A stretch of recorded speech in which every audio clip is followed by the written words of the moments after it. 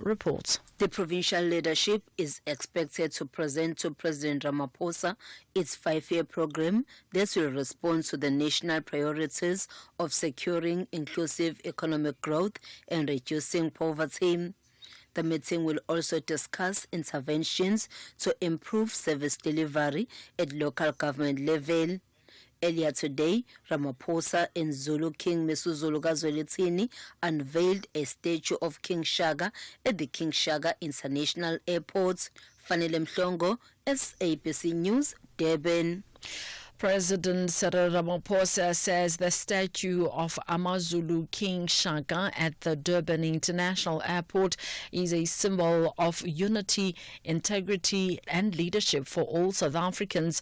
The 4.5 million rand statue was unveiled by Ramaphosa and King Misuzulu Kazwelithini today.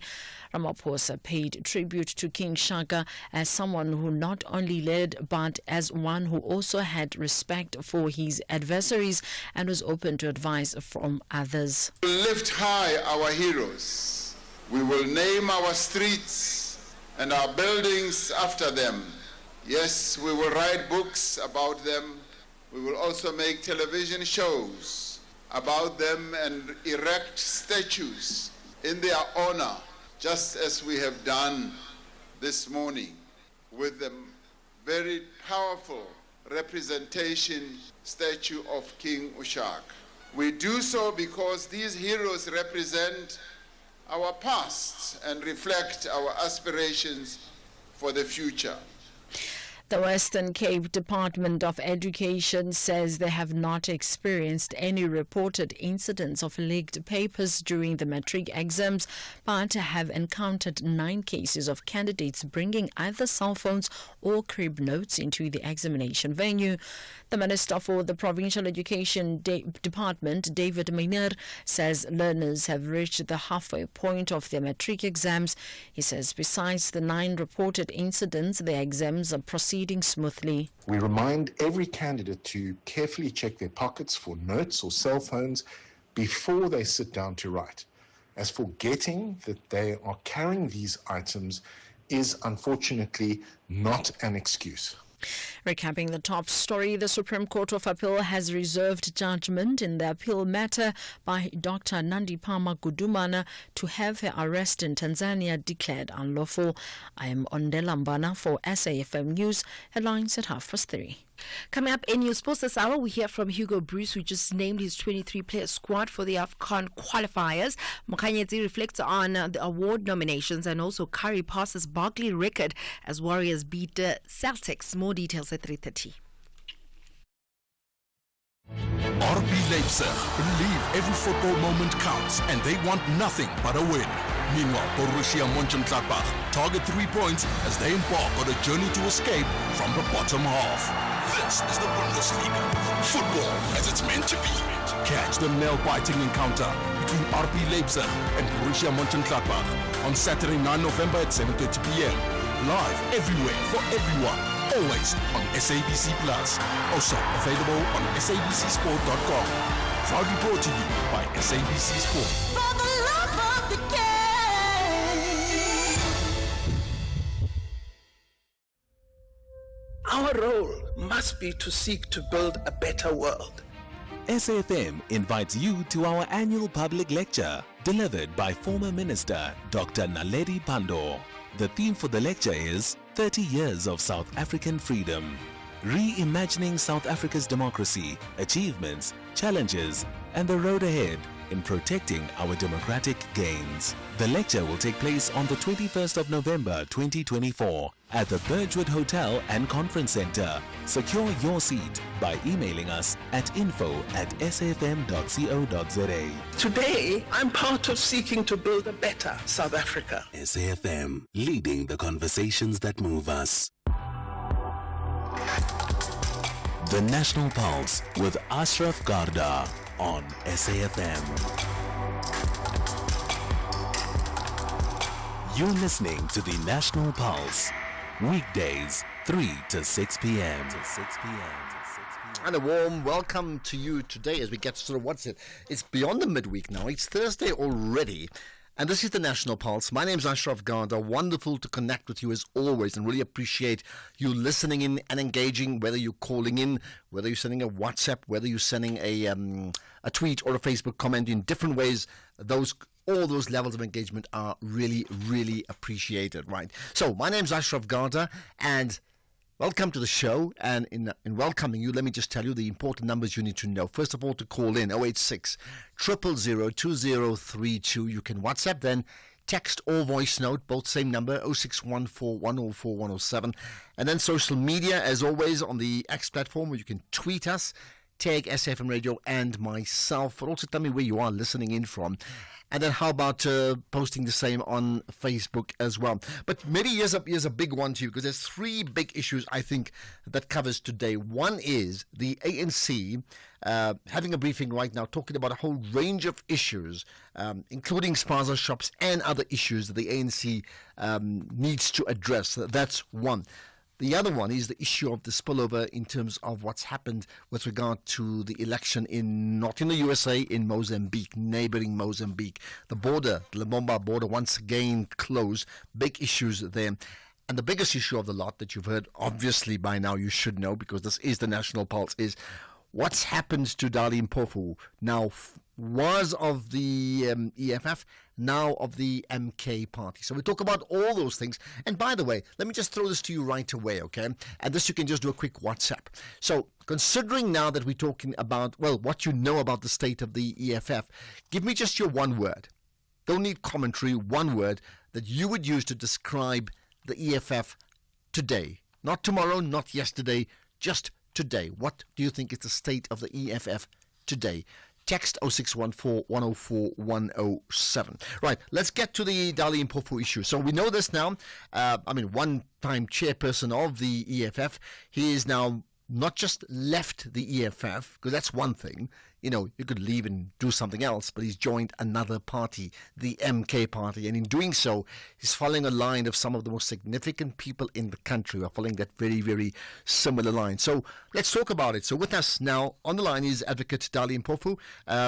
It's a case of Dali, not so much of the EFF, but Dali Mpofu of the MK party. How does that sound to you? Well, it sounds great and true. You know when Floyd Shivambu moved to the MK party, I described it as the political transfer of the season.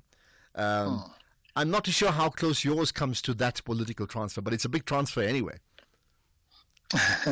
No, well, it's not so much of a transfer, because I was an ordinary member in the EFF now, and I'm also an ordinary member in MK. So it's not like, a leadership swap. Well, it's like saying that Thabo Mbeki is an ordinary member of the ANC. You can never be an ordinary member when you have a certain stature. But let's talk about that in a moment. First of all, I just want to play a clip, and that clip is from Sinawo Tambo, answering questions on the EFF podcast about EFF members leaving the party. Let me play that first, then we'll talk to you. Individuals, and I think it's been proven in these past few months, where there's some attempt to make staggered departures. That's the analysis that we should make, is that there are individuals who are just staggering leaving. So in order for it to make news, it won't be newsworthy or sustainable if they all leave at once. So one will leave this week, another will leave in 2 weeks, another will leave next month, because they want to portray an image that there's a mass exodus, that people are here, then they're deciding enough is enough.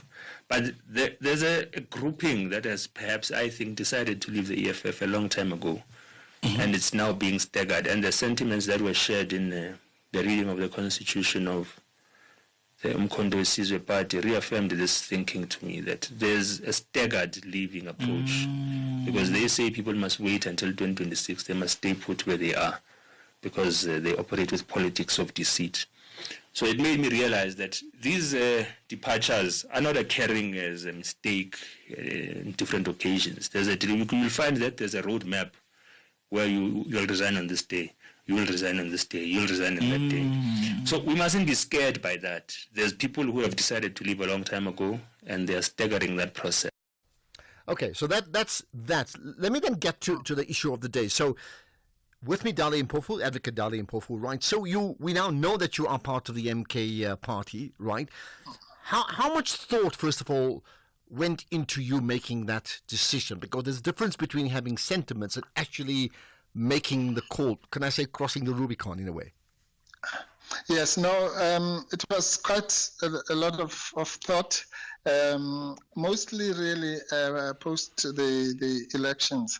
Because as I've explained this, you know, I was involved in the very, very early stages of the project that former President Zuma had in mind. And we had very, very serious political discussions about it, even before the elections, which involved the leaders of many parties, including the EFF. So this was not some secret thing being done in dark corners as such. But I think the crucial point is that after the elections, the game really changed a bit, and the advent of the so-called GNU and all the political developments that occurred following the elections. So, but even then, really, it would not have necessarily been called for anyone to move from one organization to another, because the idea was to have a united front of you know, organizations that are progressive. But you know, things change along the way. So I came to the realization personally, not as part of some staggered thing. I don't know anything about that. I think each person has made their own decisions for their own reasons. I mean, if it's I think it's a contradiction to say you are organizing a mass exodus and then but it's done not as a mass. It's done, yeah. So let me get to some of the facts then. So you're saying your decision effectively was informed by what happened after the election. Now, we all know in that election three things happened of real significance, okay, maybe four. The DA virtually stayed the same in terms of where they were. The ANC dropped substantially, right? The EFF, your party at the time, hopelessly underperformed and couldn't take advantage of even an ANC dropping, right?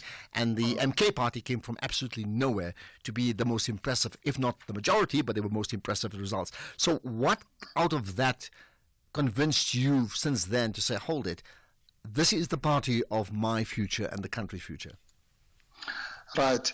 Okay. Well, firstly, I don't agree with an analysis that the EFF hopelessly underperformed. I think at worst the EFF remained flat, you know, where it was. But also, you know, maybe because MK was the new flavor of the month, people thought that it had single-handedly toppled the ANC, but that's also not true. I mean, if you look at the results objectively.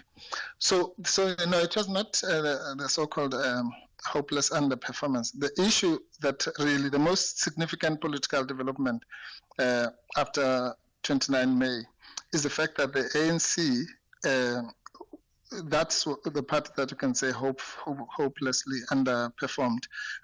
Everyone almost had a sense that it might go below 50%, but not as far as 40% or 39%, depending on which numbers you are using. And I think that's what really created a new political reality and the so-called GNU and so on. And but yes, you're quite correct. The other significant thing was the fact that MK had done maybe better than expectations. And therefore, it created the following reality. If you were going to unite the progressive forces as such, then clearly the leader of that movement now would be MK. And simply just, if you look at the sheer numbers, and you can see the progressive caucus that is still intact in parliament.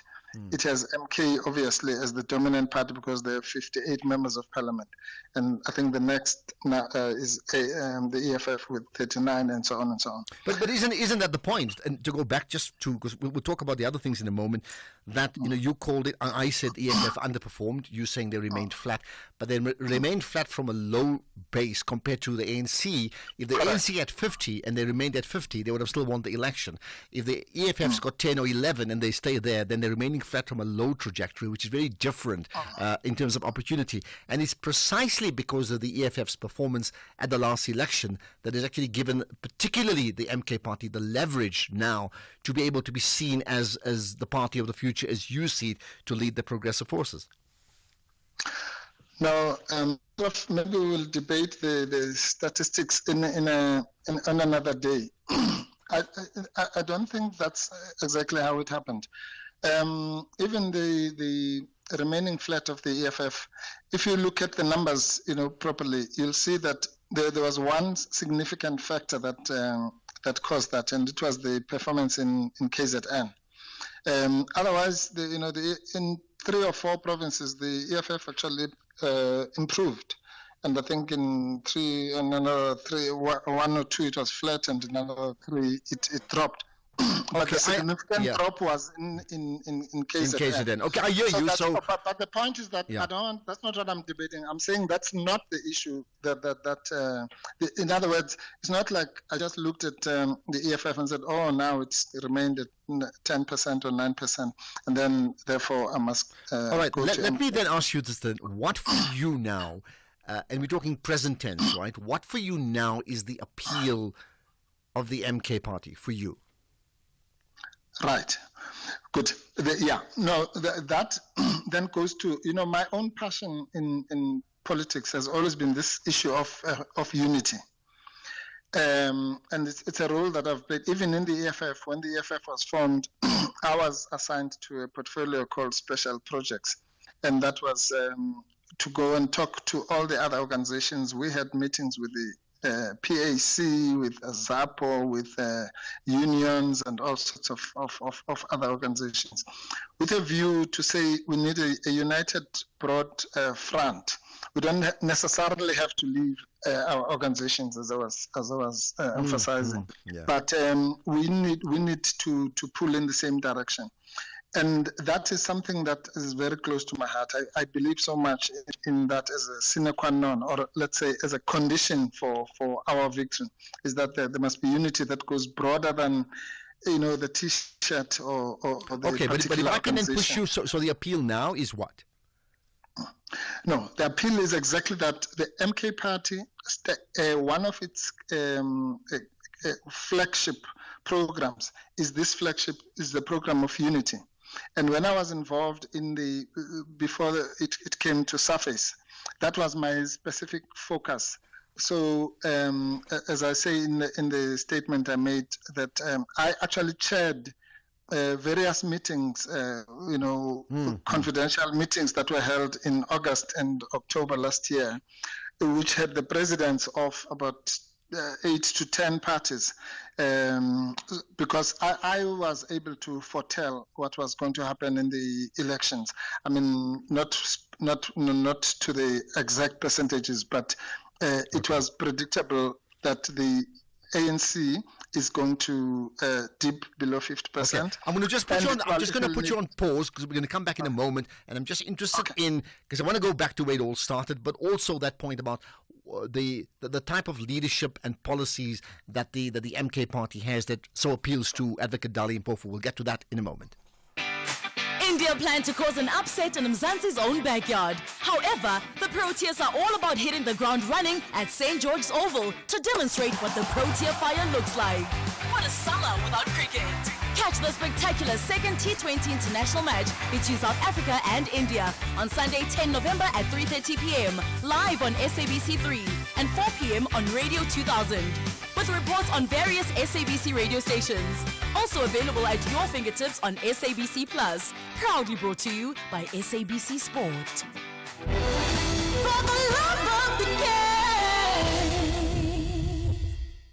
Are you blowing your paycheck on car insurance every month? Monica, 39 from Three Rivers, pays just 1,515 Rand a month for a 2018 BMW 320i. None of the insurance companies has come near to the price I'm paying. I am happy at insurance. I'm going nowhere. SMS out to 30754 now for a quick quote that could save you hundreds every month. You'll also find out about included benefits like panic assistance and help it out 24-hour roadside assistance. Yusuf, 45 from Tegadal, pays just 700 Rand a month for his 2021 VW Polo. I helped it out, took the family up to go and see the snow, and I got stuck. The service was quick, even though it was in a very remote area. Absolutely phenomenal service from our insurance. SMS out to 30754 now. That's out to 30754. Outsurance is a licensed insurer and FSP. T's, C's, and limits apply. Premiums are risk profile dependent and reviewed annually. Client comments do not constitute financial advice. You are listening to the National Pulse with Ashraf Garda. Right, we'll take your calls after 3:30, I'll tell you, but for now we're talking to Advocate Dali Mpofu, once of the EFF, now it's a case of Advocate Dali Mpofu of the MK party. Very different ring to it. Right, so I certainly want to go back to where we started, where you started earlier on about a few months back, but just to get away from the MK part. So specifically in terms of, besides it being a party pushing for unity, what else about the party appeals for you? Well, the rest of the shall we call it the policy package, which was outlined in the constitution of MK a few weeks ago, is more than appealing to me, because the idea of pushing for total political and economic liberation, and also involving grassroots organizations, traditional leaders, but also rejecting the GNU model, so-called GNU model, and but the big one for me is the unity push, and I think that I just personally believe that it's one of those things that we have all neglected. And so I think for centuries our enemies defeated us because they were able to divide us. All right, unity and policy. Just how important has Jacob Zuma been for you to join the MK party? Well, I would say important in the sense that, I mean, the whole thing was obviously his brainchild. I was privileged to be one of the few people, I think, that he confided in much earlier on last year about this. And I mean, it was kept under wraps, obviously. And as I say, up to the stage where I was now even chairing some of the meetings. But I would say if you had to create a concrete divide, I would say he was more concerned about the formation of the party, and I was more concerned about the united front, which I was hoping would take center stage after the elections. Right. So, as I say, Ashraf, it is very important. I literally, in one of the meetings, I think it was the October meeting, I presented a document to the leaders, which placed at that stage, which said if we do play our cards right, the ANC could be pushed to 38%. I call that the magic number. 38%, and if you give a margin of error of 2%, you'll say I was right. And at that time, nobody was even thinking about the ANC in those kinds of levels. So it was that kind of political analysis. Okay, so it's a good point. So what happened between then and now? Meaning, when former President Jacob Zuma proposed this formation of this progressive bloc, why was there no single party then that contested the election, right? That's point one. And point number two, immediately after the election, right, when the GNU went its own way, why could, and I know the EFF and the MK have been part of a progressive alliance of sorts, but it's not the same thing as being one solid bloc, right? What has prevented that from happening? Well, I think various factors prevented it. To your first question, it became clear around about, I think, December, just a week or two before the public announcement of MK, that, we didn't have a lot of time. The election would be, within a few months, relatively. And I think the compromise that was reached was that, look, let's go and contest as separate parties and see what the performances are, and then we will reconvene after the election, which was a sensible thing to do, because to try and bring a new brand and a new organization and so on and collapse structures, people would have had to go back and consult their own organizations and all that. So I think it was a sensible decision to take. But so that's the let's call that the pre-election reason. Okay. Yeah, the post-election, I think what then happened is that because parties now had to grapple with firstly the negotiations for coalitions, as well as consolidating their own bases. So there were bits of delays. This is not a project that you can just do as instant coffee. It's something that's going to happen over a long time, and obviously you have to nurse a whole lot. But I mean, look, obviously we're going to be pushed for time, so just as we get to news. So here's the thing. I mean, the obvious one would be one solid block. I'm looking at what's happened in Botswana, where that umbrella of parties contesting the election, and they won it. So there's an example of that, right? So that didn't happen. Then you found after that, it's like, okay, I don't see my future in the EFF. I mean, that's no matter which way you spin it, that's the reality. If you did see your future in the EFF, you would have been there. So when you decided to leave the EFF, I understand up till this morning you had not spoken to Julius Malema. Have you then subsequently spoken to him? No. Why? I don't know what is this obsession about speaking. I would think it's important, considering you've been the chairperson of the EFF, and you've been close enough to the EFF and Jacob Zuma to be able to chair meetings. So why would you not tell the leader of the party, look, I've made a decision, as opposed to him sort of picking up on a tweet or something like that? No, I'm saying, well, I spoke to the people that I have to speak to, which are my leaders in the branch of the EFF. And upon discovering that my membership had in any event lapsed, then I instead of renewing it, I took the step I took. But I don't have any obligation to speak to anybody, or there's not. It might have been nice as a courtesy and so on, but people are now posing it as if it's in some. I understand. So I take it there's been 12 tables somewhere. Okay, there's been no contact since, even from Julius Malema's side. Is that correct? Well, no, and we'll talk whenever we need to talk. I mean, It could be today, it could be next week. There's no set formula. I mean, I don't owe anybody any explanations about. All right, got that. Two things before we wrap up onto news. Right, one is I've been asking other people to say, give me your one word that would best describe the EFF right now. What would be your one word for that now? Well, it would be. Maybe promising, and it really is an organization. As I've said before, and that's why I was contesting your issues. The analysis. No, I got that. Okay, so you're saying promising, right? What's your one word for the MK party? Just a quick one. Well, I think I would say a force. A force, right? Okay. It's a force, and here's the last thing. Looking ahead to the next election, both municipal and general, right? If you can answer this in 30 seconds, to what way do you see the political powers being reshaped by what has taken place? If you can just give an answer to that. Yes. No, I see the continuation of what has happened in 2029.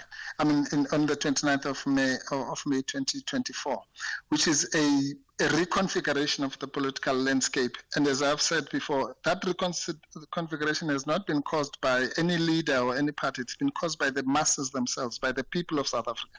They are the ones who decided that this party must get so much and so much. And by doing that, turn the political tables upside down. So we, the leaders of political parties, must simply respond and try to listen to what the masses are saying.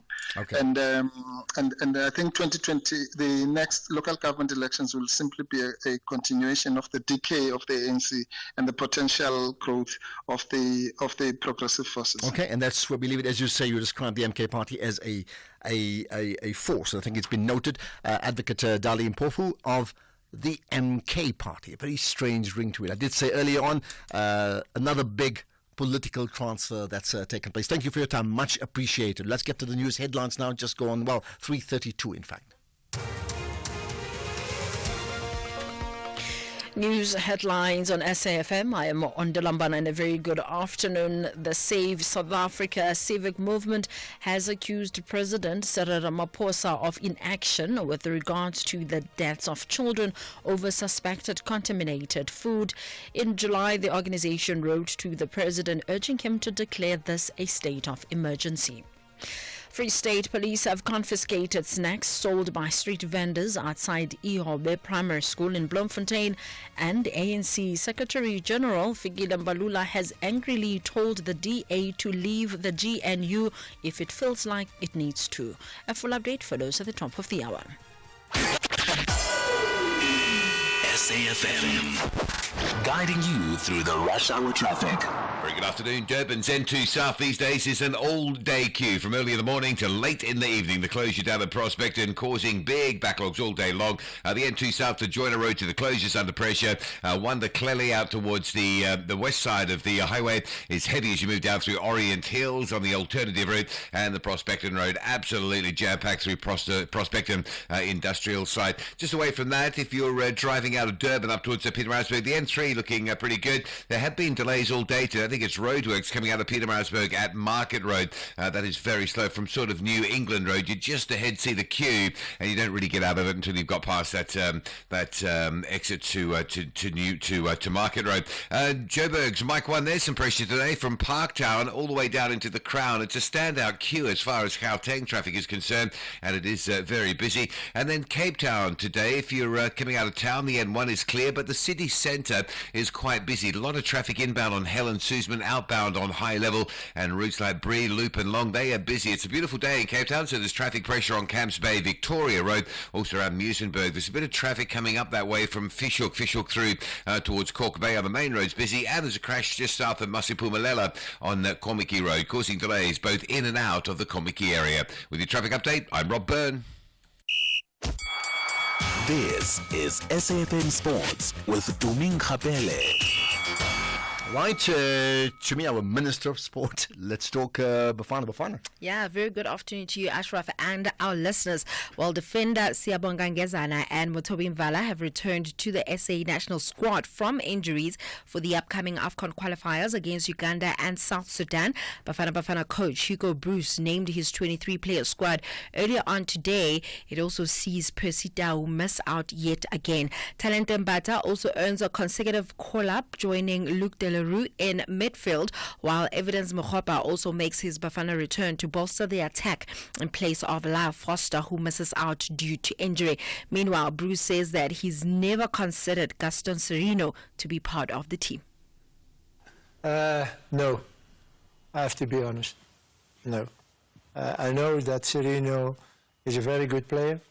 I know also that he can be very important for Chiefs. But he's not really the type of player I want. Secondly, he's also 34, I think. So I was looking months to have somebody else than Temba because he was old that time. So I don't go to take another older player. Because, no, I wanted to find him less younger than Serino. Even he's a good player, but he don't really match in my ideas of football. Meanwhile, still staying with football, Sead Ramovic says that he decided to resign from Tia's Galaxy from his head coach job because of the club continually selling its best players every season. Now, according to Ramovic, 12 players were sold to the best teams in the league, with the club receiving around 40 million rand in the last 2 seasons. And he feels that it means that he starts from scratch every single season, rebuilding the team. Galaxy remain bottom of the Betway Premiership table with 2 points after 6 matches, and Ramovic called it quits last night after the sides match. And I guess the big question is, how do clubs make sure that they are able to balance out making money from selling players, but at the same time keeping some players so that there's some sort of stability? And I mean, we do know of some clubs in the league who have kept their players longer than they should. However, there are those clubs that also just sell their players too easily, and I'm sure it does make it hard for a So coach. are you asking me because you think I have the answer, or you think I own a football club? I'm just putting the question out there in terms of, just striking that I think balance. it's incredibly difficult. I think that there's a little bit what I know. There's two parts. I think you're always going to get selling clubs. Let me start with that. That not every club in all leagues in the world, the top 5 clubs, 6 clubs maybe at most, make the most money. They make the most gates. They get the most sponsorship. They get the most out of the memorabilia sales, etc., etc. So they get the best players, and that's why they're difficult to dislodge them from the top 4 or 5 places. Now that's the reality. The rest of them, part of their systemic plan, it's a plan that they have to sell players. Even the big clubs, in fact, they have to sell. They know they're very good, but not very great reserve players. Need to be sold off quickly so they can get more very good but not great reserve players in the hope they're going to hit something big one day. That's the way it is. The reality is, to answer your question, it's a massive balancing act, and I don't think most clubs get it right. The other way is, and I think this is important, I don't know enough about the workings of clubs, is that many clubs do rely on very, very rich, wealthy business benefactors that are able to plug the leaks, not in transfers, because there are certain rules. I'm not too sure about South Africa, but in Europe there are rules around football transfers, but in others to plug the gaps there so that they can survive. Now, in the South African context, I think you had Farouk Kadodia, who's been bankrolling Maritzburg City for a long time until they can't do it anymore, and then now they've moved to Durban City. You've got, of course, Patrice Motsepe. You've with Kaizer Chiefs and Ivan at the Pirates have been institutions. But let's take Roman Abramovich at Chelsea. Significant, and why do they do it? Maybe that's the question. Because do clubs make money? Straight profit? They don't make money. So why do rich benefactors go out and buy clubs? But surely you should be. But this is the important question. They do it because it absolutely escalates their profile in 5 minutes. Nobody heard of Roman Abramovich until he bought Chelsea Football Club. True. And they want that. They want their global profile to be seen ASAP. It's a magnificent branding experience for them. I hear what you're saying, but looking at a side like TS Galaxy, surely questions needs to be asked, because a team now that is at the bottom of the log, only 2 points from 6 matches, they need to go back to the drawing board. No, but I hear that, but I'm saying at that level, there's going to be the struggle. So the coach is wondering why they're selling players. That's the struggle. So to put it very bluntly, football, like the world economy, represents capitalism at its best and its worst. I guess, but for me, I think TS Galaxy is not one of the most struggling teams in the league. However, let's just move on with what else is happening in the world of sports. Athletics South Africa Athletes Commission chairperson Hendrik Mkhanyetsi believes that the federation is reaping the rewards of its hard work, with several athletes receiving nominations for the upcoming Gauteng Sports Awards that are set to take place at the University of Johannesburg on the 24th of November. Now, teenage sprint sensation Bayanda Walaza has been nominated for Sportsman of the Year, while national 100-meter record holder Akani Simbini is up for Sports Personality of the Year, as Zane Geldenhuys is nominated for Sportswoman of the Year. I think it was a very massive year for athletics in South Africa. The achievement that the athletes have achieved this year, now they are reaping the fruits. If you have seen Gauteng Sports Awards, the final nominees, they are part of it. As you said, the youngest Walaza, is there in the top 3. Zene Geldenhuys, she's there. Akani under the personality. For us is to make sure that we get people around to vote for Akani under the personalities. We are very excited. And moving on to cricket, Proteas batter Reza Hendricks believes that there will be a different side with some of the senior players returning for the upcoming 4-match T20 International Series against India. Since losing to the Indians in the T20 World Cup final in June this year, the Proteas have lost 4 of 5 T20 matches against West Indies and Ireland, although these series saw coach Rob Walter introduce fresh faces into the fold, and Hendricks believes that this home series will be a different kettle of fish. Finally, in basketball, Steph Curry passed NBA legend Charles Barkley in the all-time scoring list as the Golden State Warriors beat the Boston Celtics 118-112. The 34-year-old registered 27 points on the night plus a triple-double as he moved to 30th on the all-time list, and the Warriors sealed their 5th consecutive win. On that note, it's a wrap from my side for now. I have more in the next hour. Okay.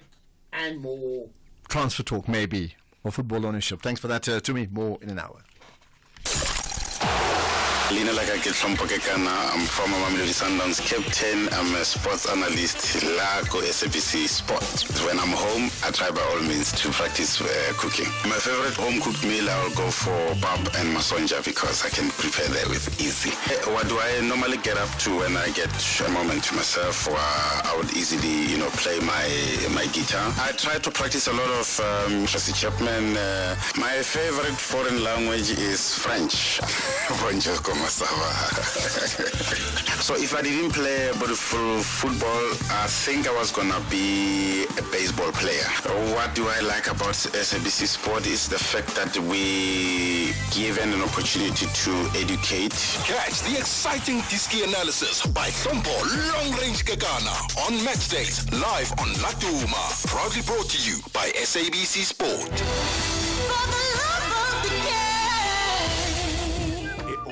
Festive season is around the corner. Saladi to hooray! Unlike most, Paul, I don't sweat going home because I have a Nedbank Just Invest account. So I'll be up this festive season.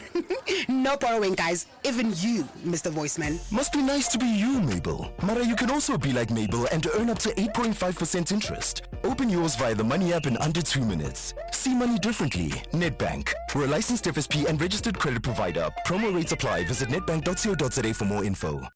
Are you looking for the best spectacle and sunglass deal? With Specsavers buy one get one offer, you get great value for money. You know you can trust us with over 350 stores nationwide. Get a free pair of branded prescription sunglasses up to 3,200 Rand when you purchase a comprehensive eye test and spectacle frame with lenses on your first pair. Choose from top brands like Police, Hugo, Tommy Hilfiger, Carolina Herrera and more. There really is no reason to go anywhere else. Affordable eye care, Specsavers. T's and C's apply. Our role must be to seek to build a better world. SAFM invites you to our annual public lecture delivered by former Minister Dr. Naledi Pandor. The theme for the lecture is 30 Years of South African Freedom, reimagining South Africa's democracy, achievements, challenges, and the road ahead in protecting our democratic gains. The lecture will take place on the 21st of November 2024 at the Birchwood Hotel and Conference Center. Secure your seat by emailing us at info@safm.co.za. Today, I'm part of seeking to build a better South Africa. SAFM, leading the conversations that move us. The National Pulse with Ashraf Garda. Weekdays, 3 to 6 p.m. Right, so lots to consider. Firstly, give me your one word, just the one word to describe the state of the EFF today. They've lost Floyd Shivambu, they've lost others, they've now lost Darlene Mpofu. What's your one word to describe them? And some suggest even others will be going that way, but we don't know. One word. The second part is the conversation with Darlene Mpofu. What do you make of it? What came out of it? What do you agree with him in terms of what he said or what he did not say? What for you, based upon what he said, moves the National Pulse? Do you see, as he talked about it, that the MK Party now is a force, as he's been describing it, or do you see it rather differently, as some may say? Right, those are some of the big issues. We'll be connecting to the big problems, by the way, in Mozambique in a few minutes' time. I just want to check if we're going to take some of the calls for the moment. No, in fact, what we'll do, we'll take calls and WhatsApp voice notes just now. But there are big concerns in Mozambique when we talk about. What do they say? If the USA sneezes, the whole world catches a cold.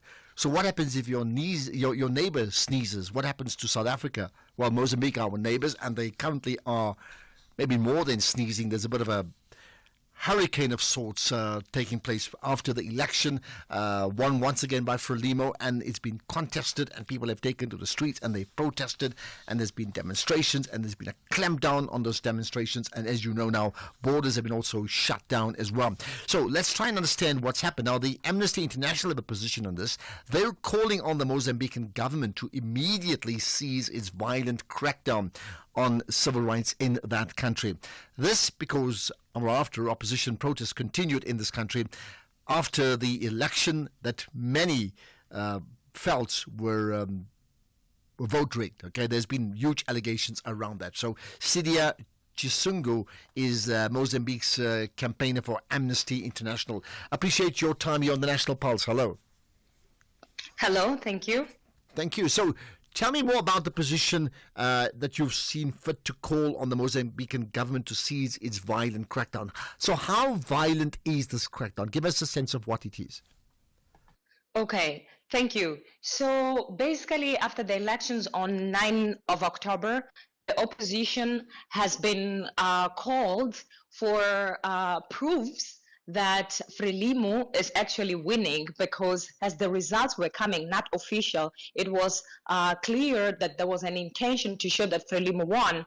And at the same time, the opposition were doing parallel counting on the votes, and they saw that they were winning the elections. So as a protest, the opposition candidate had called for just a shutdown on 21st of October, a stay at home. But then on the 18th of October, the lawyer of the candidate of opposition, Venancio Mondlane, was killed, and also the spokesperson, by more than 20 bullets.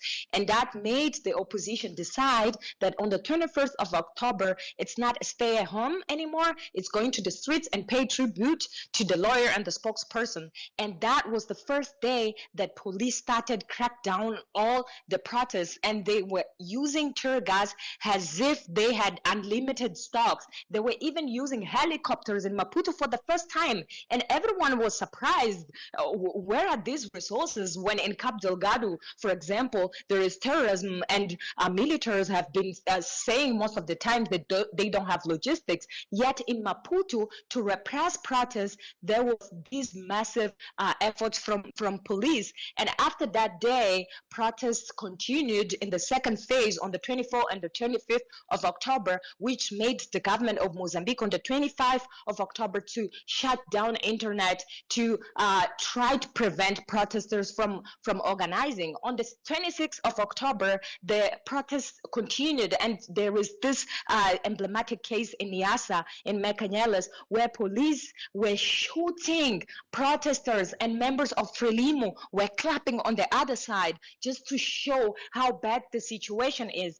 There are, like, at this point, dozens that have been killed. Of course, there are many.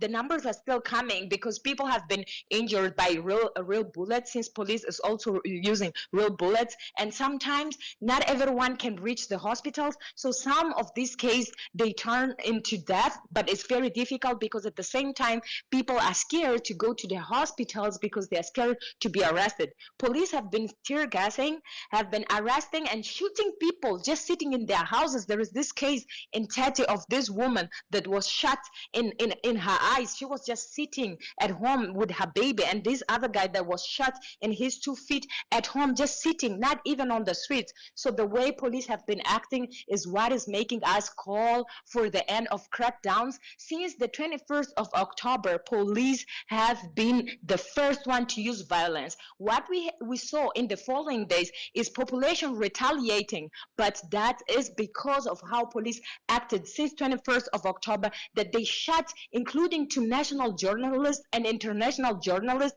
and the candidate, and the only thing they were doing was just an interview. So that is just to showcase how the situation is. Many have been arrested. That's why we also extend a call that all the people that are protesting peacefully should not be arrested, and those who have been arrested have to be immediately released. I hear that. So I heard all the things you've said. So in terms of now calling on the Mozambican government to crack down on these protests, or rather not to crack down, to cease the crackdown, right?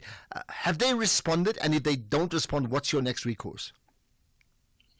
Well, clearly they have not responded because we have been making these calls.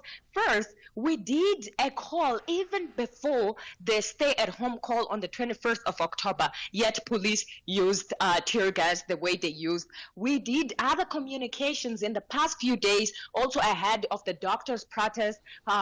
Good thing is that the doctors' protest was the only one that was not attacked, but the same day, in different locations, people were also attacked. So we have seen that despite the call that we're making, government is not responding. That's why we keep calling on international community to bring and add their voices, including neighboring countries. They have to break their silence and talk about the human rights violation that is happening. Okay, so let me just say with that very quickly. Neighboring countries, South Africa, SADC, the African Union, have they said anything at all?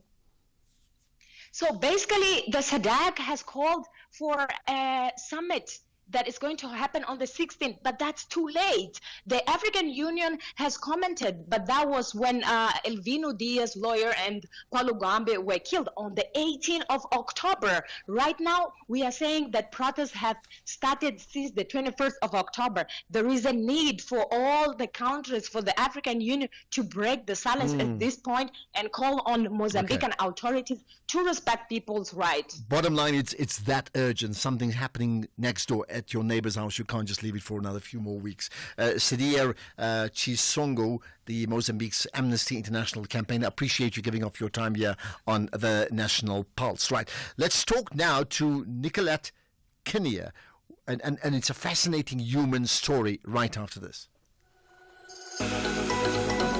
SAFM commemorates Disability Rights Awareness Month under the theme Celebrating 30 Years of Democracy, Creating a Disability-Inclusive Society for a Better Quality of Life and the Protection of the Rights of Persons with Disabilities. SAFM supports and works tirelessly towards equity and equality for those living with disabilities. Empowerment is key. Let us break the barriers and improve the quality of life for those living with disabilities. Our tireless efforts towards a better life for those living with disabilities can only be impactful when we do so together. We do not tolerate any kind of discrimination. Disability Awareness Month 2024, only on SAFM 104 to 107 nationwide. SAFM, leading the conversations that move us. Disability Rights Awareness Month on SAFM. Ashraf Garda on the National Pulse. Right, this is a legal story, a tragedy, but also very much a human story around the issue, right? So it's 4 years now since Charles Kinnear was killed outside his house. That's in September of 2020. Kinnear was a lieutenant colonel in the South African police service. He was the section commander of the Western Cape anti-gang unit. I'm sure you remember that, right? So at the time of his death, Kinnear was investigating a gun racketeering case involving the alleged organized crime boss Nafiz Modak and 8 high-ranking police officers. So now, 4 years later, his family is still seeking justice. And most recently, Nicolette Kinnear expressed her disappointment about the Independent Police Investigative Directorate's decision to declassify the report identifying who was responsible for withdrawing her husband's security. Let's try and understand what this means and the impact that it has on someone like the widow of Charles Kinnear. Nicolette, appreciate your time. Thanks for joining us on the National Pulse. Hi there, good afternoon. Thanks for inviting me. Thank you. 4 years later, firstly, how are you feeling? Look, let me first start by just rectifying something, is that we are not, as a family, we are not dissatisfied that the report has been declassified. In actual fact, I applied for it to be done so on 3 occasions and was denied. I actually want to say absolute disgust comes in with the fact how I could wink about it. A media briefing conference was called, and we as a family were not even notified that this document is going to be declassified. Obviously, media briefings are only for media, so I don't know whether the expectation was that we would just see it in the news or read it in the newspaper. And then when the question was posed and asked to the panel, were there discussions held with the family about the document? One of the panelists was, I want to say, arrogant enough to say that they deemed it more important that the nation knows. And I attended, but in media capacity. But, you know, to sit there and, in other words, this is like a showman. It's how our appearance to the outside. And that for me was absolutely disgusting. Most of the things that were mentioned in the briefing was nothing new.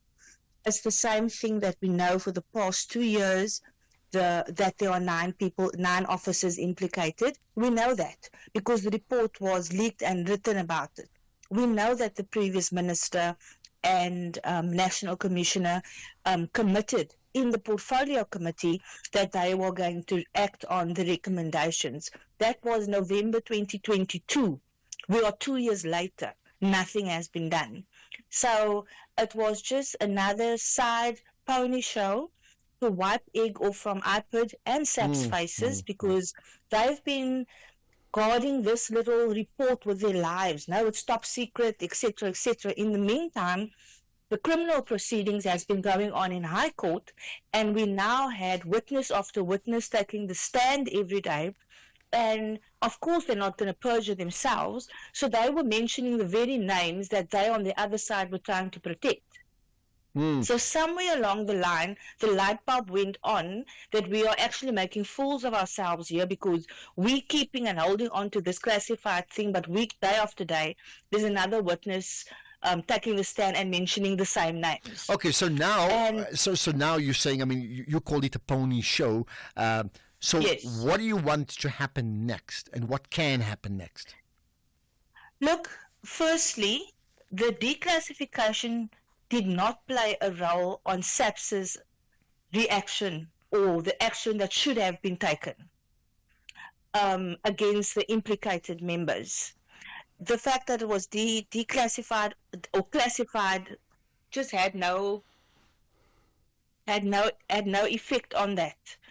So my question is, they said initially they classified it due to security and witnesses and whatever reason. Yesterday, one of the journals asked, so were certain things removed within the document now that it's been declassified? And the answer was no. So the whole story that was spun to all of us in the beginning for the reason of classification, nothing was taken out. But now all of a sudden it's declassified. The one thing that I can say is that for me, it seems as though the classification of the document sort of tied up in the NPA's hands in a certain way in terms of making decisions whether to charge criminally or not. And this was said by Mr. September. So the only thing that I can think that initially this thing was done the way it was to sort of maybe let's buy some time, let's stall time in terms of criminal procedures being taken or made against those implicated. We're going to have to leave it at that, unfortunately, Nicolette. I hope things get sorted out. But just the last thing, very quickly, are you talking to someone now? About? Around the relevant authorities. Are you? I know it's a daily thing, things can change. Are you talking to anybody right now in terms of investigation? Look, in terms of investigation, the task team that's doing the criminal side of it, we are in contact regularly.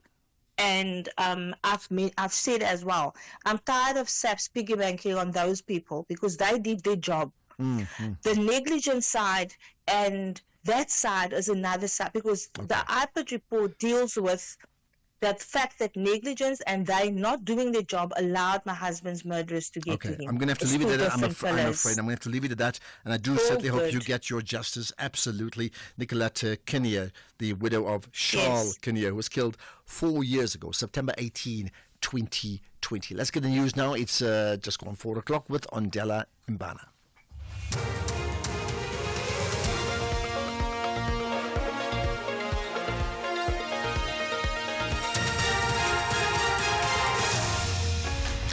Thank you, Ashraf. Top stories at 4. Ramaphosa accused of inaction in food poisoning incidents and judgment reserved in Magudumana's appeal.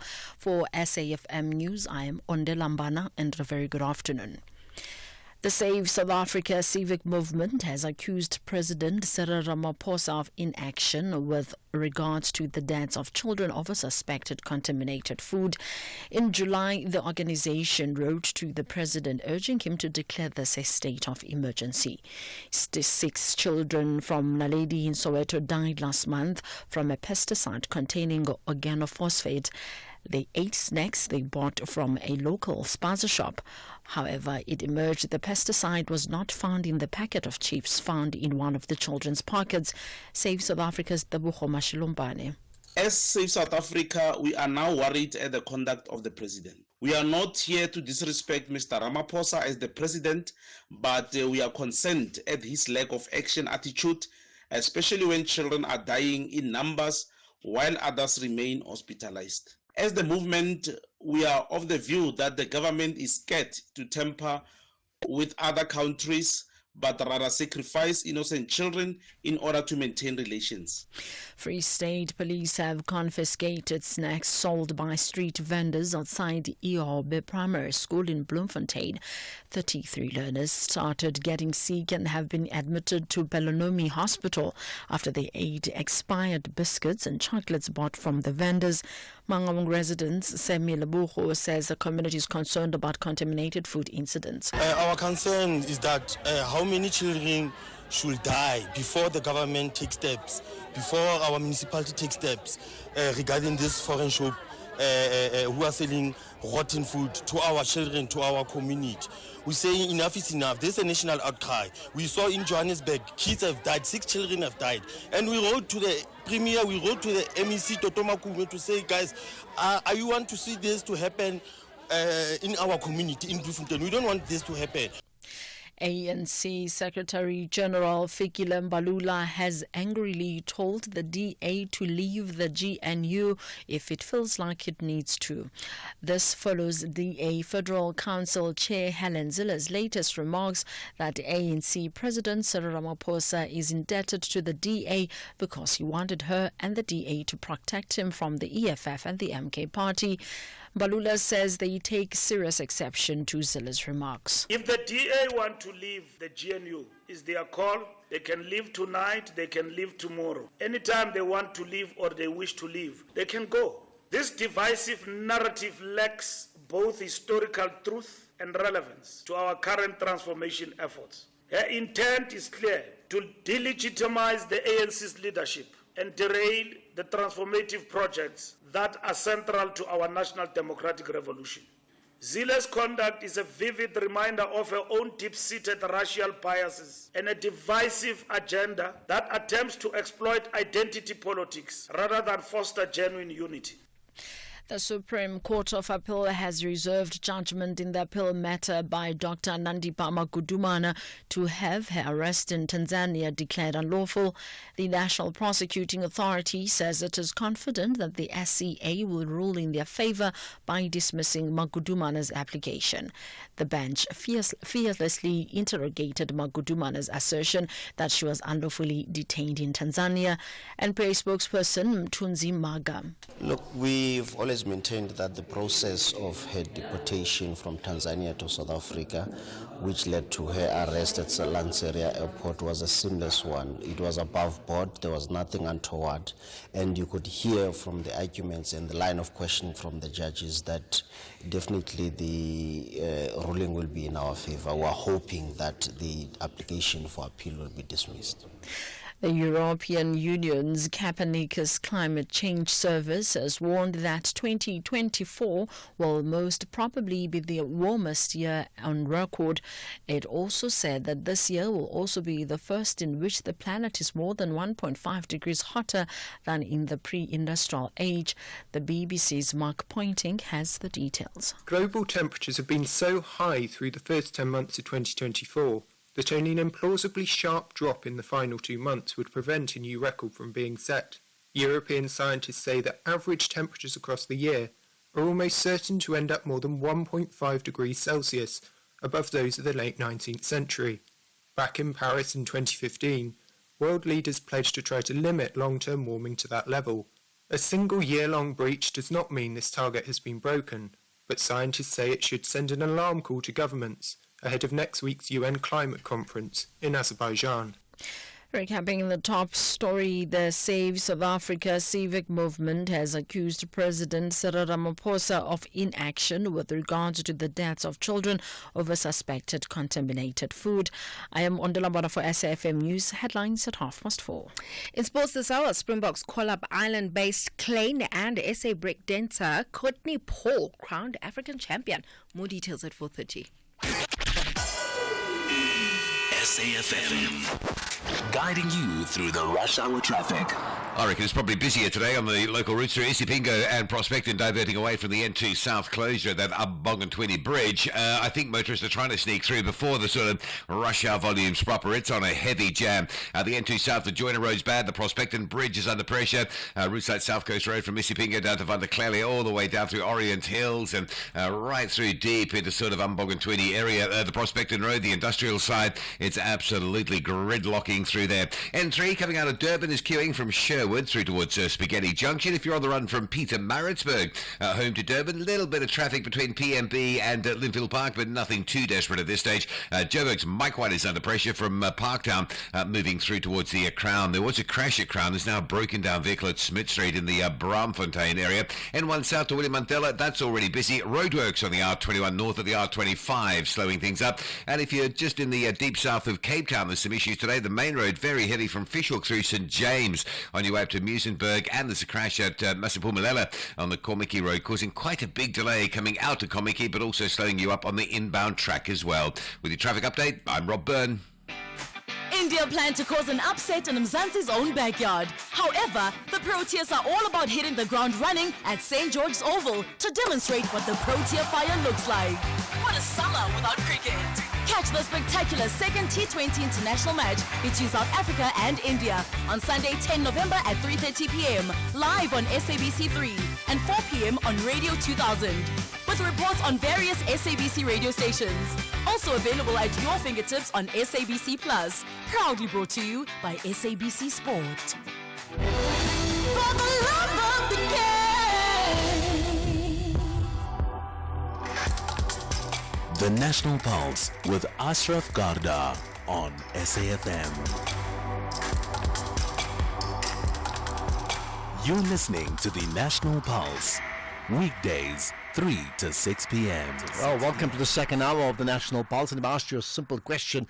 What moves the National Pulse today? I have no doubt what I expect you to say about the move of Dali Mpofu from the EFF. The former chairperson of the EFF is now a member of the MK party. That's how significant it is, right? A big political transfer following on the political transfer of Floyd Shivambu. I think it's huge in its symbolism, no question about that, right?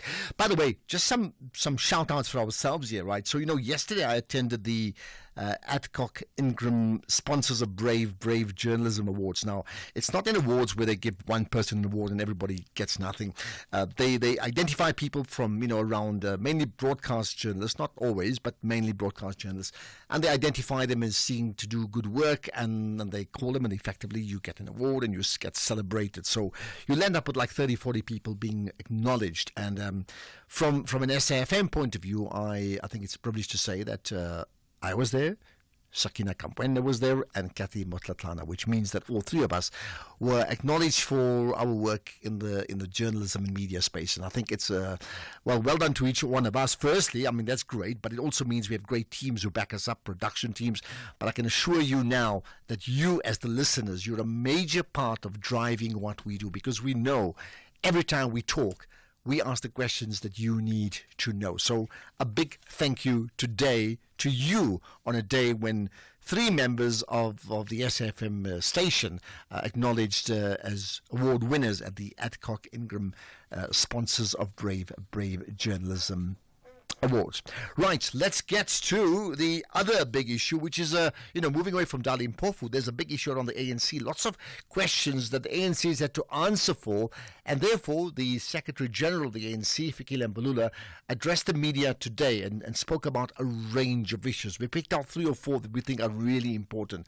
One, this ongoing story between what the SACP feels about the GNU and what Solly Mapaila thinks about Fikile Mbalula and the ANC, and vice versa. Well, once again, it was the turn of Fikile Mbalula to give his response.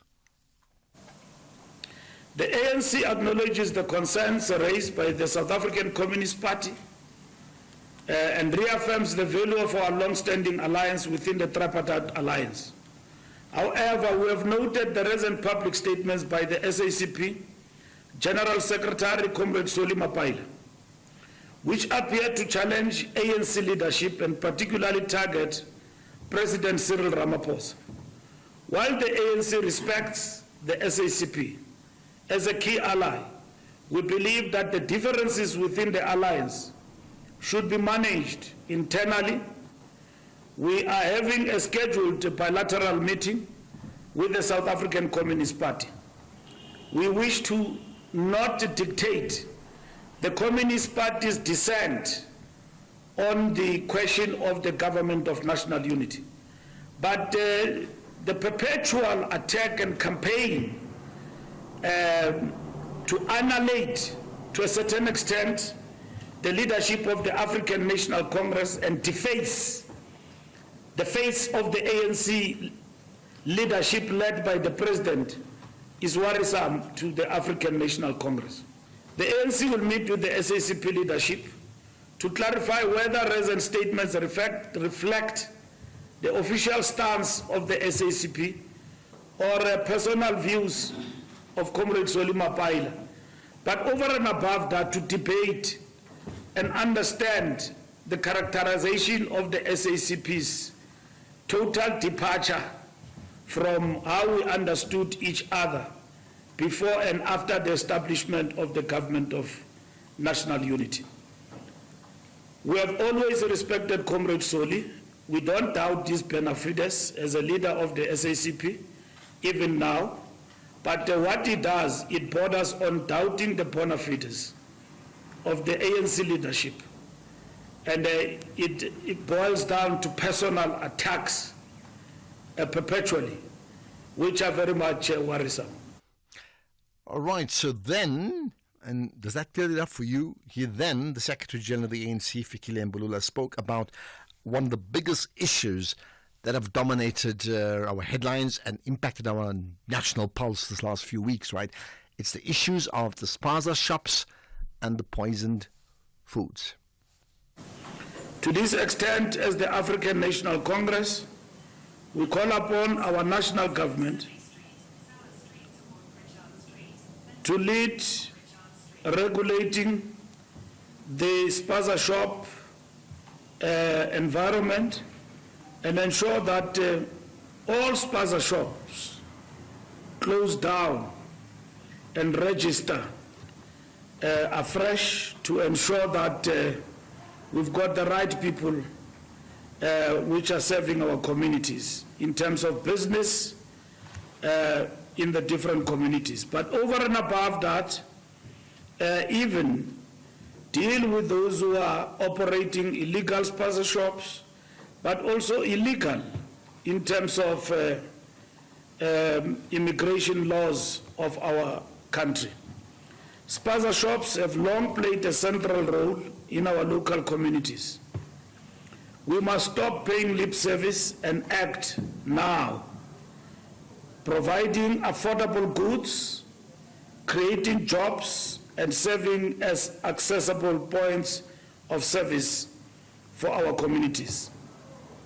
Their significance, especially in underserved areas, cannot be overstated. However, the rise in cases of foodborne illnesses, particularly affecting children, calls for immediate intervention. The ANC, in collaboration with all our structures and community partners, is engaging with stakeholders in law enforcement, government and local business association to introduce stricter health and safety protocols for these establishments. Right, now on a day when Dali Mpofu, in terms of my conversation with him just about 45 minutes or so ago, once again talked about the GNU is the so-called GNU, Fikile Mbalula once again commented like a tit-for-tat, like, you know, when you're playing tennis and you serve and you have to volley and return, that sort of conversation. Well, this was his chance to return the volley to Helen Zille and the DA. We stand as the legitimate representatives of our people, continuously renewing and strengthening our movement to uphold the will of the people. Zille's claims of introducing public-private partnerships to South Africa are nothing short of ludicrous. The ANC-led government has long pioneered cooperative projects that have led to the significant milestones, such as successful hosting of the 2010 FIFA World Cup and the development of the Gautrain, all achieved through effective planning and coordination under ANC leadership. To suggest otherwise is a transparent attempt to hijack the legacy of ANC-led governance for a party's political gain. In her remarks, Zille exposes her agenda to push herself into a position of undue influence within the GNU while undermining the ANC's foundational role. We need to make it very clear. If the DA want to leave the GNU, is their call. They can leave tonight, they can leave tomorrow. Anytime they want to leave or they wish to leave, they can go. This divisive narrative lacks both historical truth and relevance to our current transformation efforts. Her intent is clear: to delegitimize the ANC's leadership and derail the transformative projects that are central to our national democratic revolution. However, these tactics will not deter us. The ANC remains resolute in delivering on its commitments. Well, there you are. The DA can go, says Fikile Mbalula. Oh my goodness, man, there's some serious, servant volleys taking place there, isn't it? Okay, let's get to a comment from you regarding the EFF. Sifiso in Durban, hi. Very interesting statement from Fikile.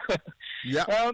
But back to the topic. I think on the side of the EFF, as long as the EFF is losing the tertiary institution and it's got a strong student command, I don't think losing leaders like Dali Mpofu and others is much significant, because many parties, it's quite important to shed off old skin and develop new skin. So I think for now, for me to be premature to think that there's a crisis in the EFF, even though I'm not the member of the EFF. Okay, that's fair enough, but I mean, you see, I hear what you're saying. If they're able to somehow convince the youngest electorate in the country to vote for them, then they have a captive market of a big electorate, a big audience, right? But based on the last election, their numbers are not growing. That's the big problem for them. Yeah, it was a big problem because the emergence of the MK took everybody by surprise. As Dali was saying, that the KZN was a whitewash for the EFF. But for me, if we are to judge strongly the EFF, for as long as it's still winning the campuses, the tertiary institutions, that's a strong base, because as the political party, you need to be visible on the ground. And some leaders that are leaving the EFF do not have that much presence on the ground. Maybe if it was Rosie and other leaders that are captivative, I will start to worry. But for now, I think. Okay, you're quite chilled. Sifiso is quite chilled for now regarding the EFF, right? Thank you for that. Let's get further comments on the EFF. Afternoon, Ashraf. Afternoon, South Africa. Good afternoon to the good advocate. Look, I'm not quite sure whether the the move is more influenced by the tea that they went to drink some years ago. Because Shivambo he went, the only person left now is Julius Malema. According to his knowledge, is Julius Malema going to follow the EFF and join the Zuma party, Major from Guatemala? Well, it's a big question, isn't it? Ashraf Butigodlo from Taung in Lekale Machonisa. Many people are still going to leave the EFF for as long as the EFF is dominating the voice of one man. But I will say this to you, that these people should not think that once they join the Umkhonto Wesizwe party, they're going to dominate at that organization. Mr. Zuma is very smart, and he knows how to handle them, those who are leaving the EFF to join Umkhonto Wesizwe party. Thank you very much. All right, there we are. Thanks for your comments. We'll play further comments and take your calls as well pretty soon. This is the National Pulse. Rise and shine. Plan to keep rising and shining with victory to secure a decent top-half spot. But the Rockets are not impressed with their slow start of the season. They believe this is the time to collect 3 points. Limpopo battles it out with Mpumalanga. This is the Betway Premiership. Catch Mzansi's beautiful game, Polokwane City FC versus TS Galaxy FC on Saturday, 9 November at 2:30 p.m. Live on SABC1 and SABC radio stations. Also available everywhere for everyone, always on SABC Plus. Proudly brought to you by SABC Sport. For the love of the game. Our role must be to seek to build a better world. SAFM invites you to our annual public lecture delivered by former Minister Dr. Naledi Pandor. The theme for the lecture is 30 Years of South African Freedom. Reimagining South Africa's democracy, achievements, challenges, and the road ahead in protecting our democratic gains. The lecture will take place on the 21st of November 2024 at the Birchwood Hotel and Conference Center. Secure your seat by emailing us at info@safm.co.za. Today, I'm part of seeking to build a better South Africa. SAFM, leading the conversations that move us. X at SAFM Radio and at Ashraf Garda. And there's even more comment from you, and there's no surprise at all what moves the National Pulse today. Good day, Commander-in-Chief Ashraf and all the SAFM listeners. My one word for the EFF today is inevitable. Stay good, my brother. Thank you. You're saying inevitable. What does inevitable mean? Inevitable good, inevitable bad, inevitable what? Good afternoon. Talimpofu, Floyd Chivambo, many of them there, and all of them there in the EFF, they were made famous by Julius Malema. That Julius Malema not being the part of the EFF, wouldn't even know about them. So it's not the EFF's future is in Malema's hands. Whatever Malema decides to do next will determine the future of the EFF. Not who lives. Whoever lives EFF so hard, they can leave it. We don't know them, we know Malema. Majority of people who voted for EFF, they voted for it because of Malema, not because of Mpofu or Floyd or whoever, or Busiswe Mkhebane or Jimmy Mangi. No, those guys were made famous by the EFF, not the other way around. Okay, I hear you. Having said that, he has to do something, doesn't he, Julius Malema? That means he's got to respond in some way or the other. You can't just leave their current situation. I mean, I made the point already at the last election. They didn't perform well. You can say what you want about it. I know where the votes went. It doesn't matter where the votes went. The votes went, meaning they were not within the EFF. They did not grow. That's the reality. Since then, they've shed some important leaders. There has to be a response from the party. There has to be a response. Let's get to Marvelous in Durban, and maybe they need a marvelous response. Hi. Good afternoon to the award-winning journalist Ashraf Garda. You're very kind. You see, you're making marvelous talk here, man. How are you, sir? I'm very good. Good to connect with you. Go ahead. What's your point? My point is these people of former AFF members moving to MK party, the likes of Dalimpofu and the others. You know what?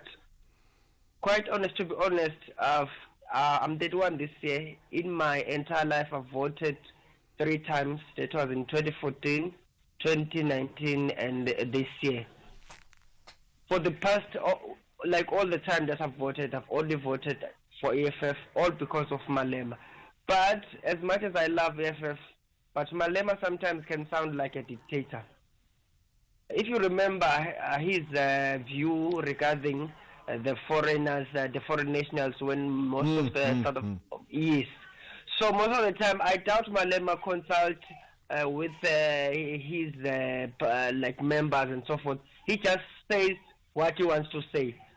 Because here in my neighborhood, like we're a group of guys because we play soccer of around more than 25. So every time when we go into the elections, we sit together and we talk. Guys, let's vote for this certain party because of A, B, C, D. But this, excuse me. So this year, when I told those guys, hey guys, let's vote for Malema, they raised the same. They raised those concerns of foreign nationals. You remember what your father said about foreign nationals? No, we're going to vote for Zuma because Malema doesn't care about us. Those foreigners that he keeps protecting, don't vote for him. We are the South Africans. So you follow. I'm going to have to move on. So you followed that, right? And did they say that does Zuma care for them? I mean, are they convinced about that? I mean, just something to consider. Most of them, quite honestly, they said, better the devil you know than the devil you don't. Okay, you see, that's politics. I can never understand that. Marvelous. Thanks for the call. Much appreciate the thumbs up as well to the awards as well. Not just myself, Sakina Kamwendo, together with Kathy Motlatlana, right? Thanks for that, Marvelous. Let's get another call from Sydney. Well, from Bushbuck Ridge, rather. And there's Sydney on the line. Hi. Hi, brother Ashraf. It's Sydney, the neighbor in Akono, Bushbuck Ridge. Yeah, go for it.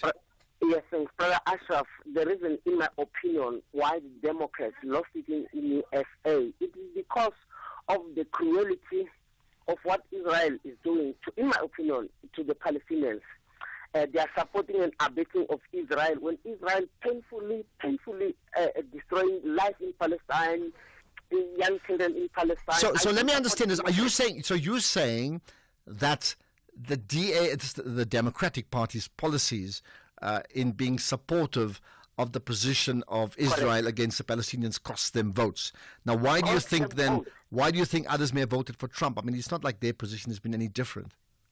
Of course, even Trump, I don't trust him as well, as far as the Palestinians are concerned. Even Trump, in fact, both now, Democrats and the Republicans, I'm no longer trusting them as far as the Palestinians are concerned. Because I don't have a middle ground. I don't know where to Okay, go. but you sound like you voted as well. You sound so convincing. I'm trying to imagine you in the USA actually putting a vote there, but you're far away from there. You're in Bushbuck Ridge. Sydney, thanks for that call. There we are. Well, many people have spoken about those points, say, has foreign policy played a role? And yet, there's a sense from many others that it's played a percentage, maybe 5%, but it's not 100%. Absolutely not nowhere near 100%, right? Let's talk about the MK. Good afternoon, Ashraf. All of these guys who are moving from their own parties into the MK party, they are just trying to be politically correct or relevant, and they are position mongers. Nothing else, nothing more, nothing less. Okay, that's another comment. There'll be even more on that. Those issues will take your calls, further calls. So give me your one word to describe the state of the EFF now, since Darlene Mpofu has also moved on, higher-ranking official at one time, together with Floyd Shivambu before. There's still talk about maybe somebody else goes down that lane. We'll see who's next, if anybody. Right, for 30 years in news headlines with Ondela. Thank you, Ashraf. In the news headlines, the ANC has called for spaza shops across the country to be closed down and be opened only when they have been legalized. The party Secretary General, Fikile Mbalula, was briefing the media following the deaths of children after consuming contaminated food from local spaza shops. The Save South Africa civic movement has accused President Cyril Ramaphosa of inaction with regards to the deaths of children over suspected contaminated food. And the state in the Senzo Mayiwa trial at the High Court in Pretoria has raised concern over the continuous absence of a defense counsel, Tulani Mngomezulu, from court proceedings. A full update follows at the top of the hour with Gregory Hose. SAFM, guiding you through the rush hour traffic. It's very heavy on the run through Isipingo and Prospect, and it's our top story this afternoon. The traffic flow's probably the worst it's been since the closure went in on the N2 southbound earlier this week. So the N2 backing up from the old airport area. Prospect and Bridge is heavy. South Coast Road and Vadakele out to the western side of the highway is badly backed up. Isipingo down through Orient Hills area. And the other side, Prospect and Road through the industrial sort of factory areas. Very heavy backlogs. The queues extending right through to Kingsway and Athlone Park. It's absolutely gridlock. Where possible, try and avoid travelling Durban through to Toti from sort of 3 p.m. until about sort of 7:30 because the traffic is absolutely relentless. Another couple of big stories that we're covering today. The N3 heading up to Pietermaritzburg, quite heavy around Cliffdale, and a major backlog of traffic with a crash coming out of Pietermaritzburg between Market Road and Ashburton on the Durban-bound carriageway. It's a really big queue there, but it's also having an impact on the traffic flow into Pietermaritzburg. So coming up from Ashburton up towards Market Road, there's some standstill stuff there as well. Very heavy again. Just maybe travel later. Doesn't look like it'll take too long to clear that scene. If you don't fancy heavy traffic, go later. Into Joburg we go with the breakdown still with us. Mike 1 South near Smith Street. That's very heavy coming down from the Parktown side today. Cape Town, a crash earlier on the Kobiki Road. Seems to be cleared up. There is just some queuing pressure at Masipumalelo now. And staying on the South Peninsula, the main road's pretty busy today from Fishhook up through Cork Bay and on your way up into St James. Baden-Powell, that was closed at a couple of locations this morning at Coastal Park and Monwabisi Khayelitsha. Both of those have been open after the clearance of sand. With your traffic update, I'm Rob Byrne. This is SAFM Sports with Duming Kapele. Right, so to me, there's the Boxer playing on Saturday, right? Absolutely. Scotland. I must get my memory right. They okay, and you got Scotland. stories on that one. Yes, it's coming up on Sunday at 6:30, and Jean Klein has been called up to the Springbok squad, replacing injured Ruan Nortje. Nortje suffered a leg injury in training yesterday, and Bok coach Rassie Erasmus has expressed his disappointment over Nortje's injury, but is quite positive about Klein's return, citing his familiarity with the team and UK conditions. In netball, South Africa is poised to make waves at the upcoming Fast 5 Netball World Series that is scheduled for the 9th and the 10th of November in New Zealand. Both the men's and women's national teams have arrived in the land of the long white cloud, eager to showcase their skills and secure top honours. The women's teams makes a 9th appearance, while the men's side is at the Fast 5 Netball World Series for a second successive appearance. In football, Manchester United goalkeeper Andre Onana says that the players would have no issue adapting to new manager Ruben Amorim's tactics. Amorim enjoyed the perfect send-off in his final match and on Tuesday night, masterminding a stunning 4-1 win against United's rival Manchester City in the Champions League. And when asked if Onana watched the game, this is what he had to say. Great victory from there, by the way. Different system, but my players, my teammates, we are all pragmatic now. I think everyone here is capable to play in each system, so I don't think this will be any issue for us. We have big players, so they will step. Well, the Red Devils are in action tonight in the Europa League against POAK, and that is kick-off at 10 p.m. Meanwhile, in breakdancing, South African breakdancer Courtney Paul says that being crowned the 1 versus 1 Beagle Afro-Break International Champion in Ghana has been the biggest highlight of her year. Paul competed against 19 breakdancers from different parts of the continent. The 32-year-old says that she's also impressed by how breakdancing is growing in South Africa and Africa as a whole. And I don't know if you remember the Australian break dancer Rachel Reagan. She was criticized for I do her remember moves her. at the Olympics. The only reason I remember her is because she was ridiculed and then she became very famous. Yeah. Coming out of that. Yeah. Well, she has announced her retirement from competition, citing a really upsetting backlash following her performance at the Paris Olympics. The 37-year-old became something of a global laughing stock shock after her unorthodox routine, including kangaroo hops and imitating a sprinkler, failed to impress the judges at the games, but more than anything, did not impress a lot of people around the world. So right now, she says she is still breaking, but is not competing, which is sad. It is sad. I must say, I don't know anything about breakdancing, so I can't even comment on the artistic merits, but how did she get through the qualifying rounds? That's all I want to know. Okay. And that's the question. In motorsports, Formula One drivers have urged the sport's governing body to treat them like adults after Max Verstappen and Charles Leclerc were punished for swearing.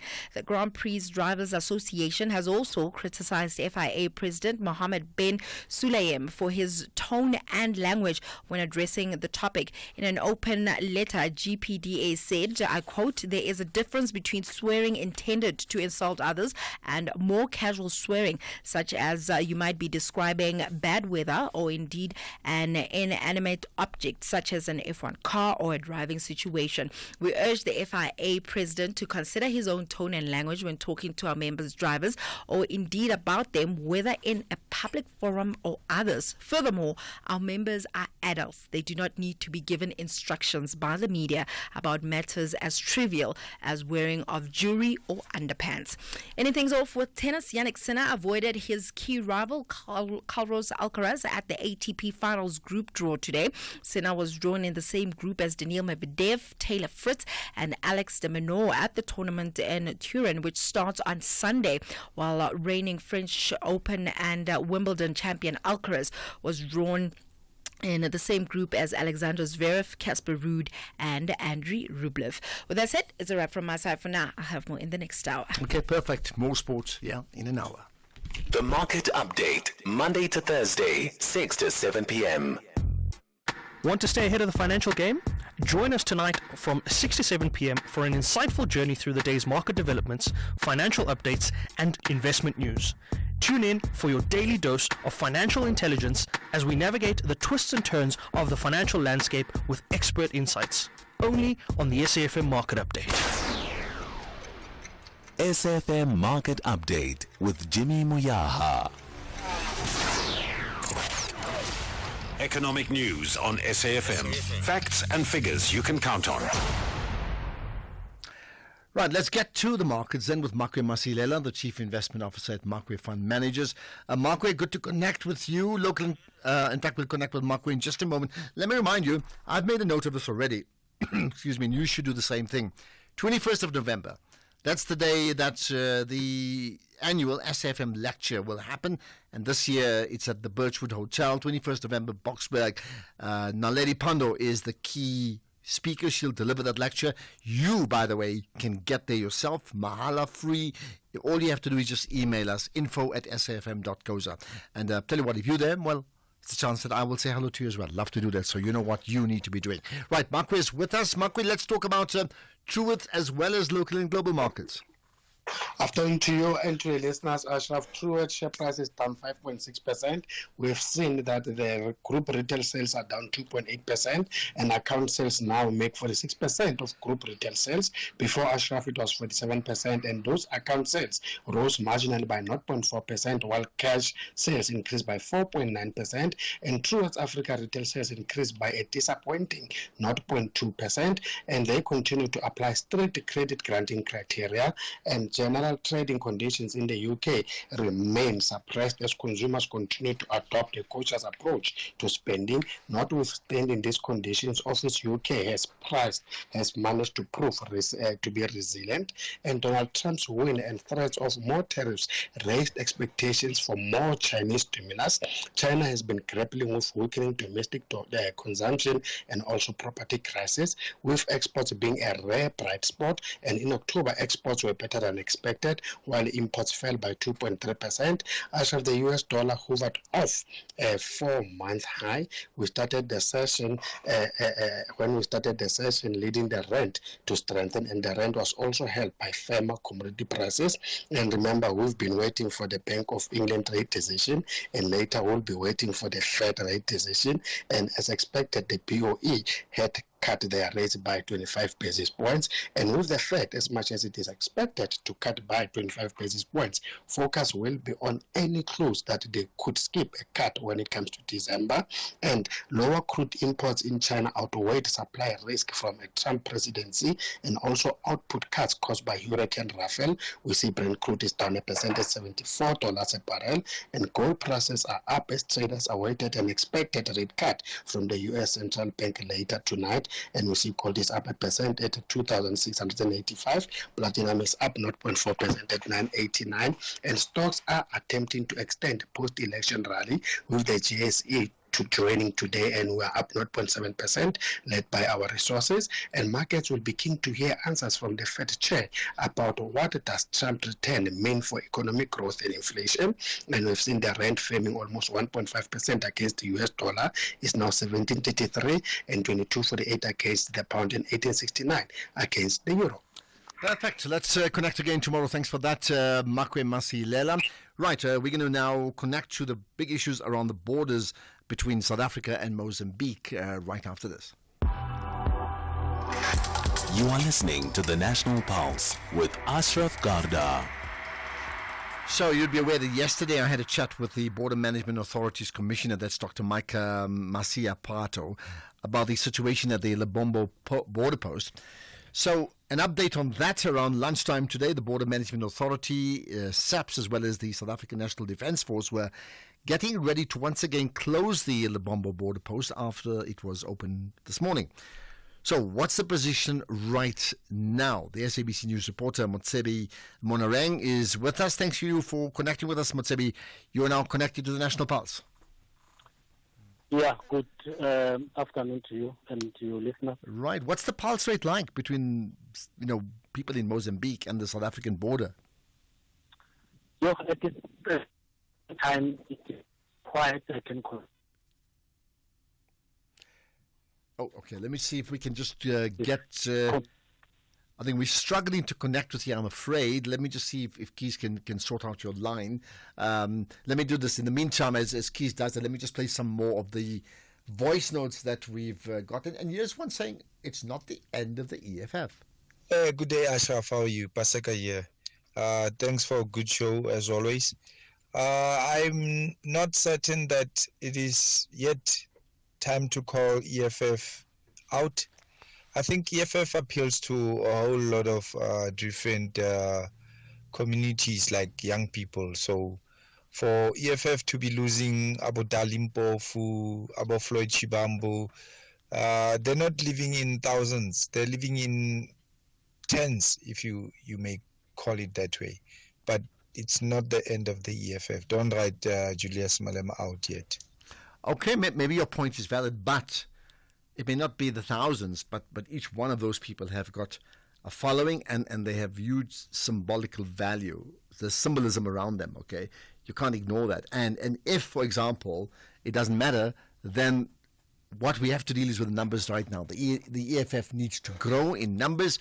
It needs to grow at the ballot box. It needs to develop a new form of leadership, and it needs to happen very, very soon. Now, we know there's a very big conference coming up in December. That could be a very, very big one indeed, right? Okay, we seem to have had a huge problem connecting with our reporter at the border. Pity. As soon as we get information, we will come back to that story because it's important, okay? But here's one about the EFF, also important. Good afternoon, Ashraf. Yeah, it is said that Advocate Dalimpofu decided to leave the EFF. He was one of the strongest pillars of the party. So I'm very sad that he left the party when Malema needed him the most. So it is a wake-up call to Julius Malema that if he doesn't rectify his mistakes, he will be left alone.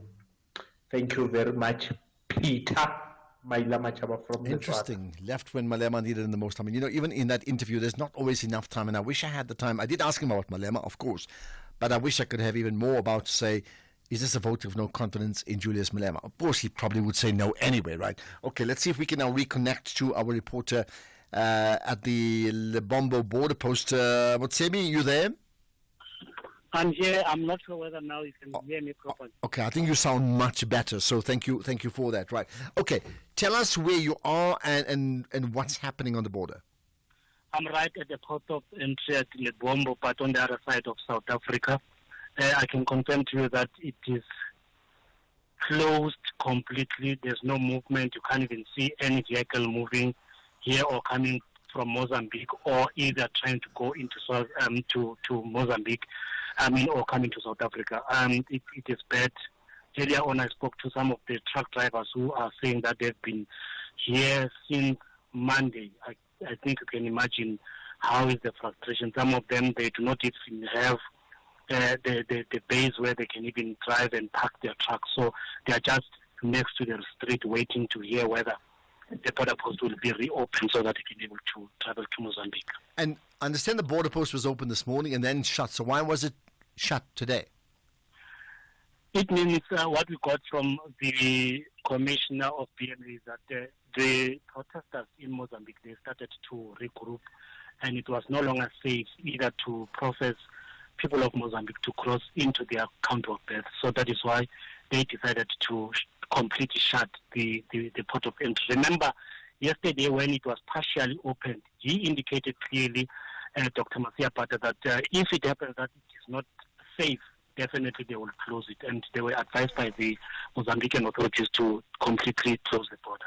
And when we say that the border crossing is not safe, why has it not been safe? Meaning, what has happened?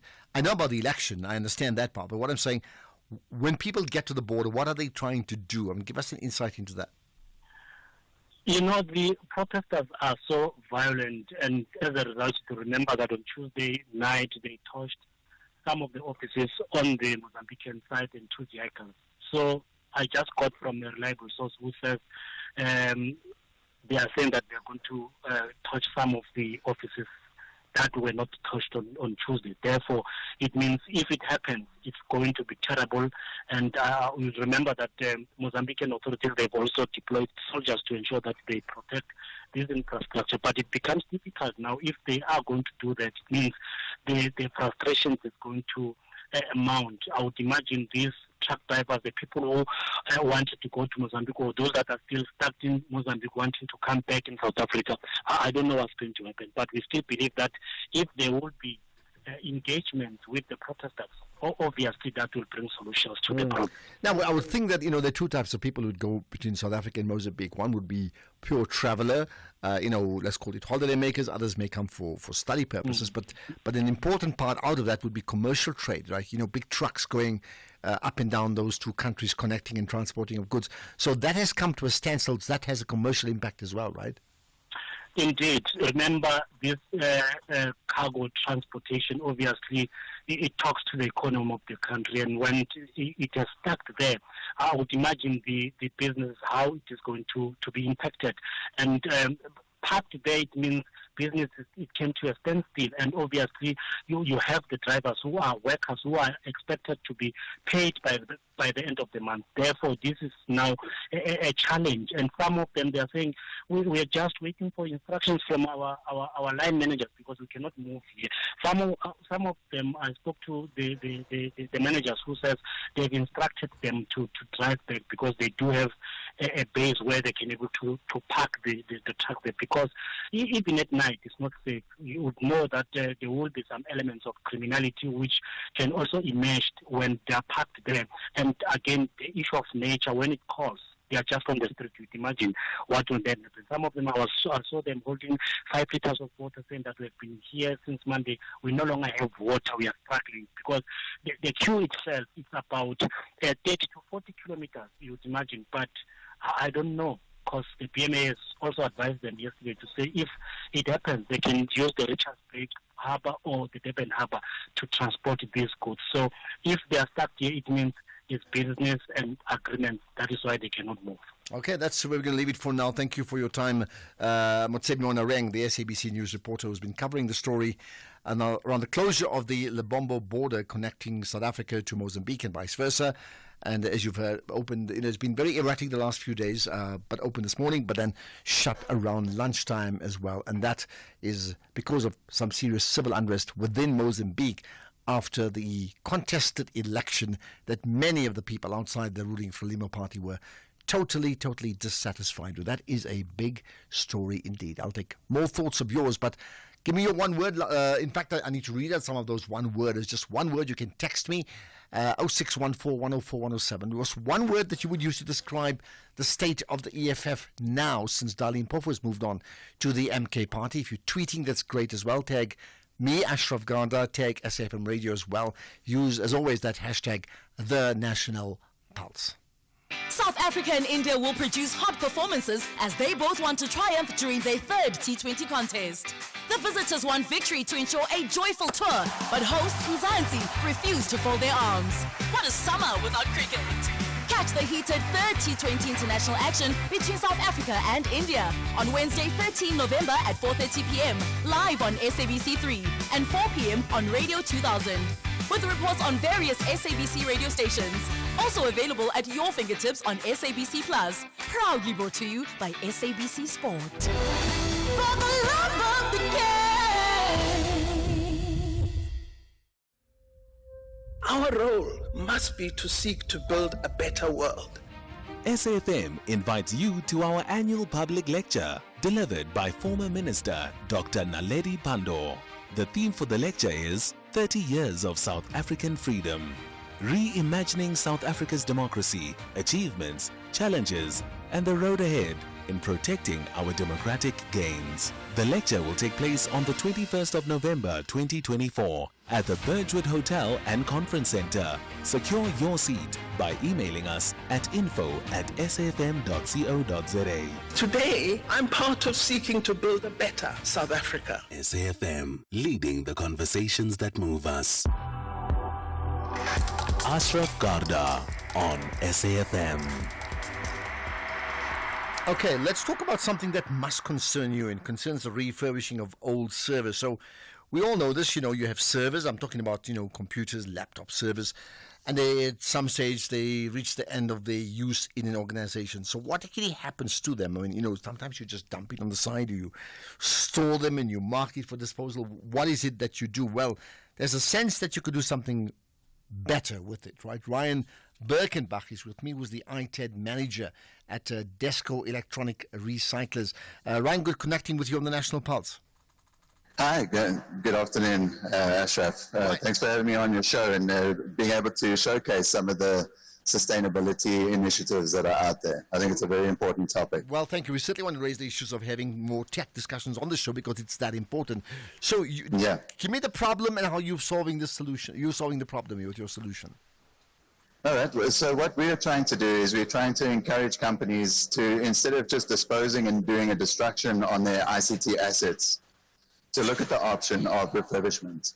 So that would be for the guys to be able to bring the stuff to Desco, or we would do a collection at Desco Electronic Recyclers or to another accredited refurbisher, and then collect the assets and then put those assets into a refurbishment process where they're put onto a second-hand market. So that increases the life cycle of that asset. That's always first prize in recycling, because there's obviously a lot of resources and costs that have gone into the manufacturing of that device, which you lose if you go for a straight-out recycling option. So the process. So look, typically, what do most people do when it comes to issues around storage and they don't have it recycled? So typically, what do most people do? Yeah. So I think with data being such a critical issue everywhere, I think what companies tend to do is they tend to hold on to their hard drives. So they fill their storage room with their warehouses and storage rooms with storage arrays. They lock them away, and then they keep them there because they're too worried about what's going to happen to them going forward. I think one good option is for you to go through to an accredited refurbisher who will be able to do data erasure and also data destruction options. And then that will negate the risk of data breaches and that kind of thing. So those services can be done on site, on a client's premises, and obviously that will also make the customer a little bit easier in terms of like refurbishing their stuff or handing their stuff over. All right. What sort of cost factors are involved? It just depends on what the load of assets is. So it's on a case-to-case basis. We will judge and assess. But even if there is a cost involved, a lot of times the cost is in logistics.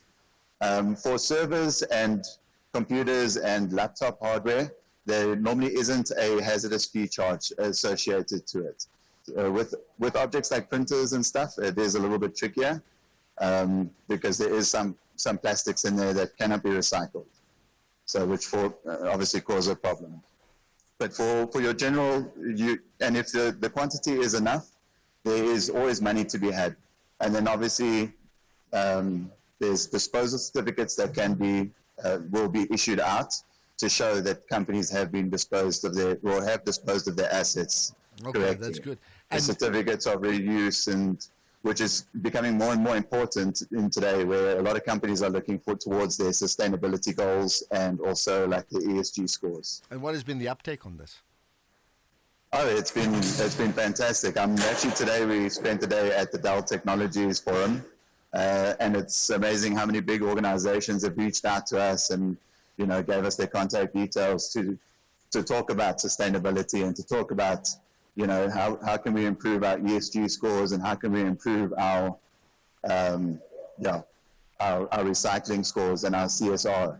And so we are able to provide them with solutions that would be able to tick all the boxes. All right. If we need to know more, direct me website, maybe some social media account we can check out. Yeah, sure. You can check out desco.co.za. And then if you have any queries, you can email me straight directly. It's just ryan@desco.co.za. Okay, but it's Desco Electronics Recyclers? Yeah, so it's DESCO.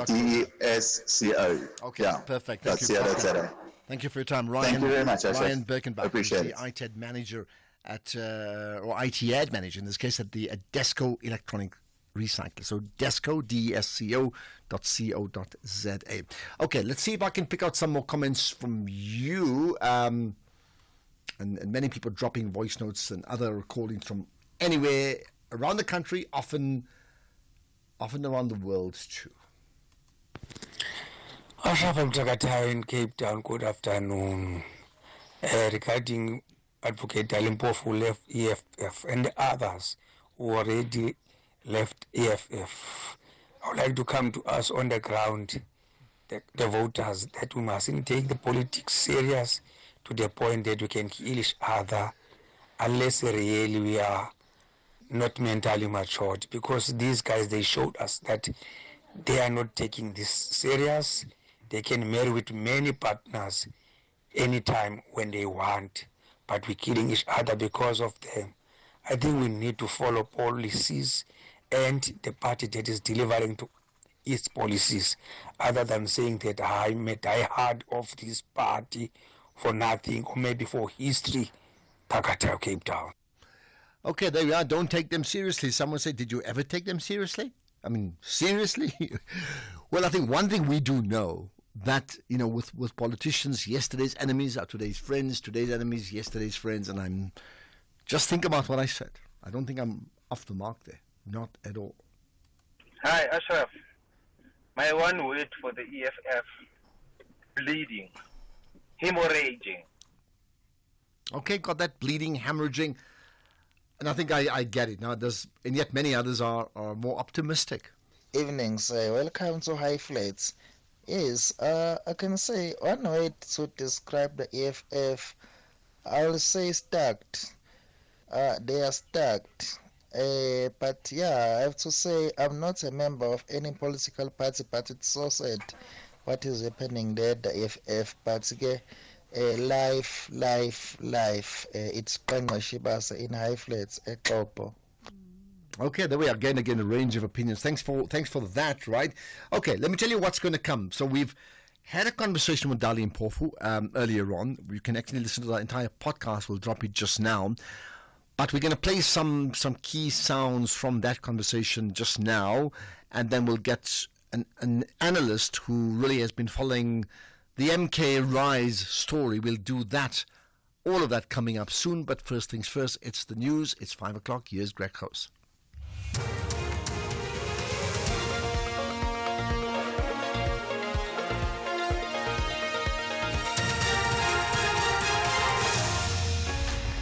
Thank you, Ashraf, and good afternoon to you. In this news update, a call for spaza shops to be closed and tear gas fired in Maputo.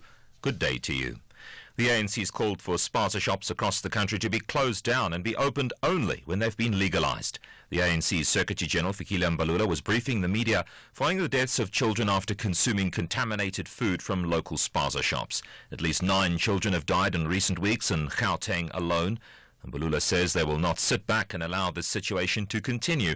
He says all ANC employees have been told to act in their respective areas. We are deeply saddened by these devastating incidents that have impacted our communities, particularly affecting the lives of our children. To this extent, as the African National Congress, we call upon our national government to lead regulating the spaza shop environment and ensure that all spaza shops close down and register afresh to ensure that we've got the right people which are serving our communities. But over and above that, deal with those who are operating illegal spaza shops, but also illegal in terms of immigration laws of our country.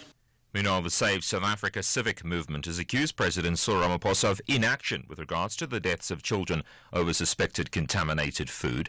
In July, the organisation wrote to him, urging him to declare this a state of emergency. Save South Africa's Tebogo Mashinimpani. As Save South Africa, we are now worried at the conduct of the president. We are not here to disrespect Mr. Ramaphosa as the president, but we are concerned at his lack of action attitude, especially when children are dying in numbers while others remain hospitalized. As the movement, we are of the view that the government is scared to tamper with other countries, but rather sacrifice innocent children in order to maintain relations. The state in the Senzo Mayowa murder trial at the High Court in Pretoria has raised concern over the continuous absence of the Defence Counsel, Tilani Mgomazulu, from court proceedings. Advocate Mgomazulu, who represents accused number 1, Musi Sabia, in the matter, has not been available due to ill health. Despite this, the murder trial has continued with other Defence Counsel standing in for him.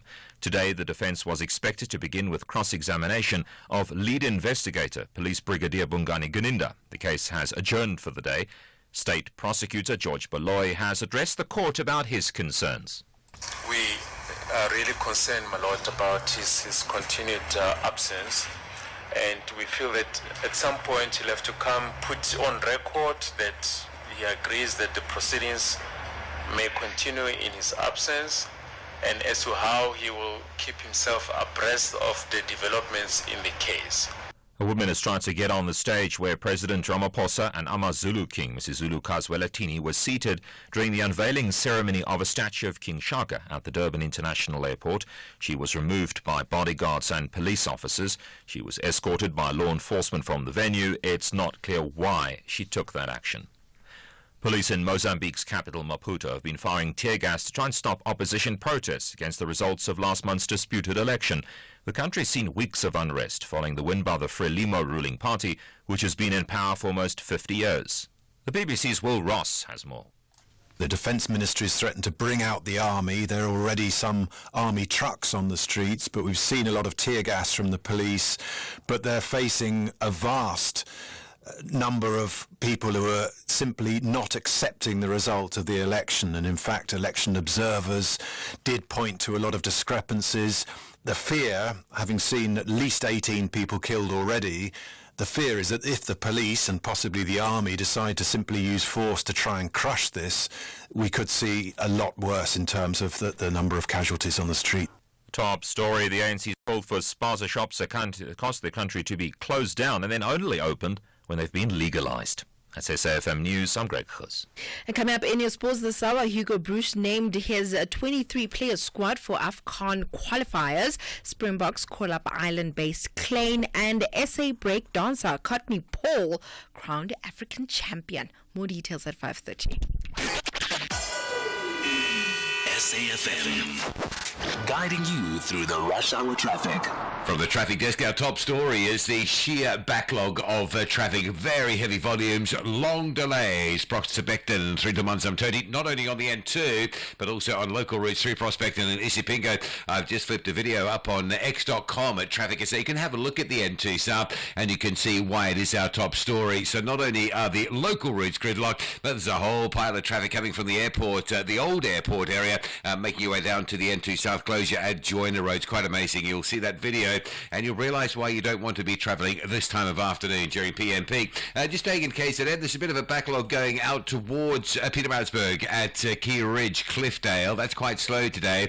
And a crash coming out of Pietermaritzburg. This is a big one. A crash between Market Road and Ashburn. It's a really long queue. Traffic back past Market Road, getting back towards New England Road. And that's Durban bound. If you're a Pietermaritzburg bound, there's quite a backlog going on there as well, from Ashburn up to Market Road, passing the scene. And the R103 around Polly Shorts under some pressure as well, with motorists diverting off the N3 in both directions. Joburg today, Mike 1 from Melrose down towards Boyson's looking fairly heavy. There's a crash on the N3 North near Marlborough Drive, so just watch out for that one. And Cape Town, the N1 out of town, fairly heavy today, all the way from the city centre towards Okavango Road out in Brackenfell. Roadworks on your way into Cape Town on the N1 at Plattercliff Hill area down towards Plattercliff Road. So from Belleville, that's surprisingly slow. And the vehicle's just flipped over on the N2 inbound at Borchard's Quarry, causing a delay just after the airport runway. With your traffic update, I'm Rob Byrne.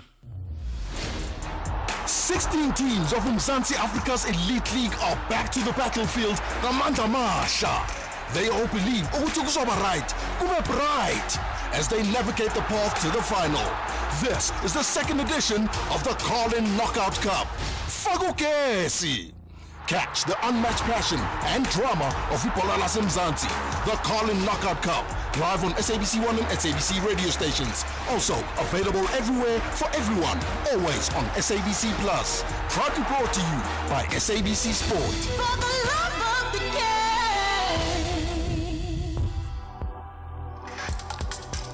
game. The National Pulse with Ashraf Garda on SAFM. You're listening to the National Pulse, weekdays 3 to 6 p.m. Right, your one word to describe the EFF, the state of the EFF today, this after, if you haven't heard it, oh my goodness, man. Dali Mpofu, former chairperson of the EFF, has left the EFF, not just left the EFF, he's joined the MK party because he sees a future in the MK party as a unifying party to unify predominantly black South Africans for around progressive causes, which, according to him, has not been done now, certainly not with the ANC in the last decade or so, right? So what we're going to do, we're going to do two things. I interviewed Dali Mpofu earlier on. You can listen to the podcast. We'll post it once again just now so you can check it out. Otherwise, go to our website, safm.coza. You will certainly find it. After that, we'll chat to Lukhona Nguni, who's a political analyst and pays lots of attention to the MK party. But first things first, let's get to those some of the key sounds that came through from my conversation with Dali Mpofu. So firstly, he spoke about the why. Why was he involved in the formation of the MK party? Yes, no, it was quite a lot of thought, mostly really post the elections. Because as I've explained this, I was involved in the very, very early stages of the project that former President Zuma had in mind. And we had very, very serious political discussions about it, even before the elections, which involved the leaders of many parties, including the EFF. So this was not some secret thing being done in dark corners as such. Okay, so to confirm, he's saying, in fact, he was part of the entire discussion from day one about the formation of this new organization in some form or the other, right? But at some stage, that didn't quite happen, right, in terms of what they planned it to be, right?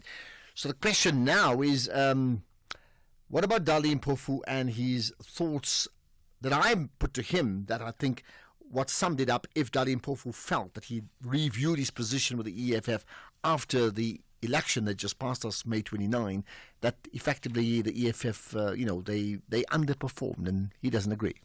Okay, well, firstly, I don't agree with an analysis that the EFF hopelessly underperformed. I think at worst the EFF remained flat, where it was.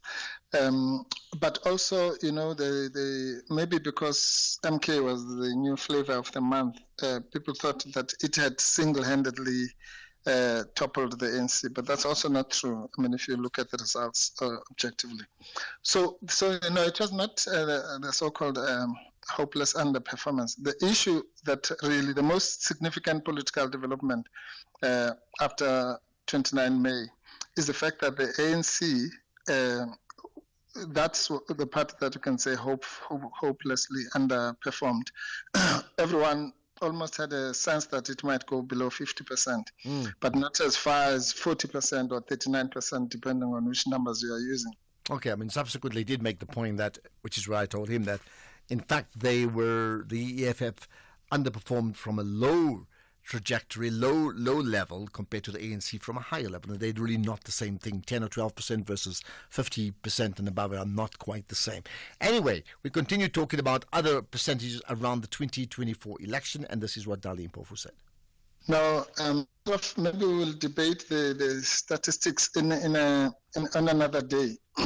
I don't think that's exactly how it happened. Even the remaining flat of the EFF, if you look at the numbers, properly, you'll see that there was one significant factor that caused that, and it was the performance in KZN. Otherwise, in 3 or 4 provinces, the EFF actually improved. And I think in another 3, 1 or 2, it was flat, and in another 3, it dropped. But the significant drop was in KZN. Okay, I hear you. But the point is that that's not what I'm debating. I'm saying that's not the issue. Okay, what then is the issue? Perhaps the most significant of all the issues would be what attracted Dali Mpofu to actually join the MK party. Good. That then goes to, my own passion in politics has always been this issue of unity.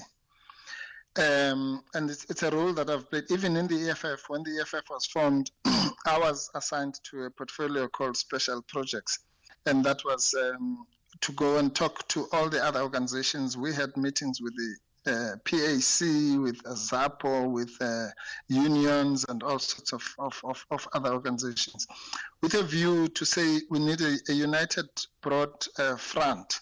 We don't necessarily have to leave our organizations, as I was emphasizing, but we need to pull in the same direction. Okay, and then I asked him about whether he spoke to Julius Malema. No, why? I don't know what is this obsession about speaking to. I would think it's important, considering you've been the chairperson of the EFF, and you've been close enough to the EFF and Jacob Zuma to be able to chair meetings. So why would you not tell the leader of the party, look, I've made a decision, as opposed to him sort of picking up on a tweet or something like that? No, I'm saying, well, I spoke to the people that I have to speak to, which are my leaders in the branch of the EFF. And upon discovering that my membership had in any event lapsed, then I instead of renewing it, I took the step I took. Right, that's some of the thoughts of Dali Mpofu. The full conversation, you can listen to the podcast. Just check out in fact, the podcast is up now right away. So check it out on our social media platforms, Facebook, as well as on the X or Twitter platform. But also, very importantly, go to safm.co.za, where all the podcasts are housed of this show. Just look for it under the National Pulse. You will find it. Right, let's get on to the next thing coming out of that conversation, is trying to understand where does the EFF go to next, and what's happened to the MK party, and specifically Dali Mpofu. Right, Lukhona Nguni is with me as a political analyst. Lukhona, appreciate your time. Only a pleasure, Ashraf, and good afternoon to your listeners. So it's interesting, around the time of the election, we chatted to you, and I remember you telling me that you've position yourself as an MK specialist analyst, which at that time seemed like nobody has ever done that. I mean, there's no ANC specialist, no EFF specialist, right? But you position yourself like that, and I can understand why. Clearly, you saw something we did not see. Well, Ashraf, I've been very consistent in saying that the MK party for me is an interesting phenomenon, and I think I told you this at the Rock when I said, one of the things that they've perfected, which we might need to study properly, is their usage of political propaganda, turning fiction into reality, and therefore galvanizing a support base and animating a number of voters to their corner. But over the last month or so, I have been, saying to people, I think, MK is institutionalizing. They got more than they bargained for. Therefore, they need more talent to actually help them politically manage their outcomes. And for me, they are the only political party that has a clear political program post the 29 May elections. And therefore, Ashraf, it really depends which lens you use. I was laughing, got a text a few hours ago, and somebody says, well, explain to me what happens to MK if Zuma drops dead tomorrow. And I say to them, but he's not going to drop dead tomorrow. At least that's not the indication we have. Therefore, how can we then expand our lens beyond that? And I think that where MK is concerned, a lot of people have been dealing in hope for short-term destruction of the party, rather than looking into the vista and say, what happens if this party actually manages to outlive the incumbent, if it manages to actually turn the tide and undo, the inherent factional dynamics and so on. And Ashraf, you'll remember, at the Rock, when Malema had the press briefing for the EFF in Galaga, where he said, they hope that MK, like they did as the EFF in 2014, they will weather the storm of, those factional battles and ructions that are inherent in a new party. And therefore, the question that most people have to start wondering about is, what happens when an MK institutionalizes, stabilizes, and then becomes a political force? So lots of questions. Let's go through a few of them. First of all, your point about dealing with hope, right? So in the context of our conversation with Dali Mpofu, now we know that he was at the formation of the MK at its outset, in whichever name it was at that stage, right? When you talk about dealing with hope, was this a case of Dali Mpofu buying into the hope that the MK party are dealing in, or is he actually the seller of hope? Well, I think it's a bit of both, Ashraf. The optics were always quite weird to a number of us. Here is a former leader of the EFF, was really painstakingly at the corner of former President Jacob Zuma in some of very weird cases. He would disagree with me on this one. But really the point is that, stood by him legally, even to the point where his own reputation was in the public domain, beginning to be questioned and debated and being spoken about. But he really litigated for former President Jacob Zuma on a number of matters. And some people started asking, does this look weird? But then he maintained that, of course, he's a lawyer at the end of the day, and the prerogative to choose which cases to be involved with.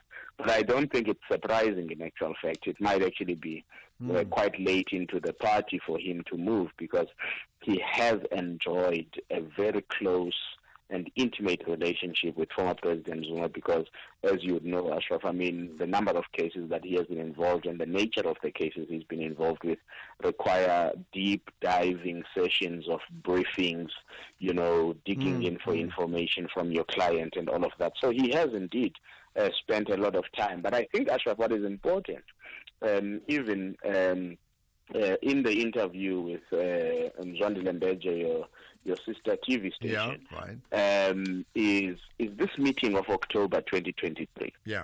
Because you'll remember that the T party that was organized between the EFF and former President Jacob Zuma, Tony Ngeni was there, Mzwandile Masina was there, and these people remain within the fold of the ANC, and that's another interesting story about what we may call sleeper cells, double-packed people across the ANC, MK, EFF, MK, as you saw with Julius Malema's tweet earlier today. where he intimates that there are some people that he expects are going to go who are pretending to be more EFF than they are not. And therefore, the point I'm making is that meeting of October 2023, which I think that Mpofu went into much more detail than Floyd did in some of his interviews, detailing exactly who was there from AZAPO, APC, PAC, UDM, ATM, and all of that. I think we need to zone in and zoom into that meeting, because I'm starting to get a feeling that there may well have been a pre-election pact, almost like a moonshot pact of sorts, right? Multi-party charter, which was not spoken, publicized, and therefore maybe there may have been a deal to say whoever comes out tops, they will then be the gravitational pull or gravitational place where everybody goes. But remember, Ashraf, at the end of the day, the EFF as a registered political party has representatives, and therefore it can't just fold and die. So absolutely. Some people might say, well, I think that's the EFF next question I need to ask you about what now for the EFF. But just put that on pause. I'll get an answer from you in a moment. Our role must be to seek to build a better world. SAFM invites you to our annual public lecture, delivered by former Minister Dr. Naledi Pandor. The theme for the lecture is 30 Years of South African Freedom. Reimagining South Africa's democracy, achievements, challenges, and the road ahead in protecting our democratic gains. The lecture will take place on the 21st of November 2024 at the Birchwood Hotel and Conference Center. Secure your seat by emailing us at info@safm.co.za. Today, I'm part of seeking to build a better South Africa. SAFM, leading the conversations that move us. All right, some facts and figures for you. Did you know that since its establishment in 1998, SANRAL has expanded its national road network from 6,700 to 24,160 kilometers. That's over a period of 25 years. Now, all of this towards more efficient and safer roads. SANRAL addressing pothole challenges on provinces and municipal roads through the Operation Vala Zonke, which is a pothole repair program. And this work is done in partnership with provincial and local governments. So as an example, in the 2023-24 financial year, just that year, 9,392 potholes have been fixed, and through the Provincial Road Maintenance Grant, the department has transferred around 106 billion rands to the 9 provinces over a 10-year period for road quality improvements. All of this under the theme of doing more together, building better infrastructure, and delivering efficient service through collaboration. And by the way, this message is brought to you by the National Department of Transport. X at SAFM Radio and at Ashraf Garda. All right, let's wrap up the conversation with Lukhona Mnguni about Dali Mpofu, the EFF, the MK party. So let's talk then about the EFF. So we now know. I spoke the other day about Floyd Shivambu being the political transfer of the season, right? We have another, maybe not the season this time, but certainly another big political transfer. Where does this leave the EFF, Lukhona? Well, I mean, as you know, Ashraf, the EFF is going to its National People's Assembly next month in December. So that's actually a very significant marker in the life of the party, because for the very first time since 2014, I mean, in the first People's Assembly in 2014, they didn't have to elect a deputy president. In 2019, they didn't have to. But now they have to, and that person must be somebody who almost enjoys Julius Malema's approval and his comradeship and trust. And I think where these issues leave the EFF now is in a state of paranoia, quite an anxious party, and a place where trust is significantly depleted, where you actually do not know whether the person who says comrade to you today means it or not. I mean, Dali Mpofu himself, after Floyd left, was on With the Nation with Clement Manyatela on your TV station at SABC, and he was really lamenting how Floyd left and all of that, and he's done the same. So I think this is a significant moment in our politics, and for the electorate, voters, citizens to actually know that the word of politicians is not always their word. And that's unfortunate, Ashraf, in a sense, because it does continuously deplete confidence in politics. Absolutely. And therefore makes people jaded and check out Let's end the with political process. I think it's a good point. Let's end with the word. I've been asking everybody else your one word to describe the state of the EFF. What's your one word, very quickly? Limbo. Limbo.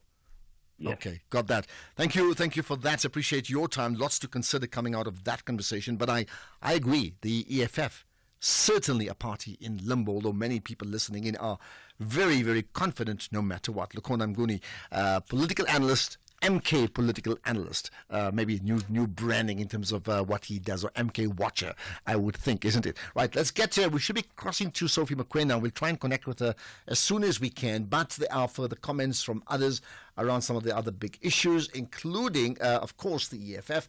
Ashraf, I don't think this is the end of Julius Malema and the EFF. For me, they are going through a transformation. There are still good leaders in the EFF waiting to rise to the occasion from Terence. But I mean, Terence, I hear you. That doesn't mean they can't rehabilitate themselves, but they are shredding. They're shredding numbers, they're shredding leadership. And how do you come back from that, I think, is the big issue that I certainly want to know. Let's get further comments. Ashraf Mtakatayo in Cape Town, good afternoon.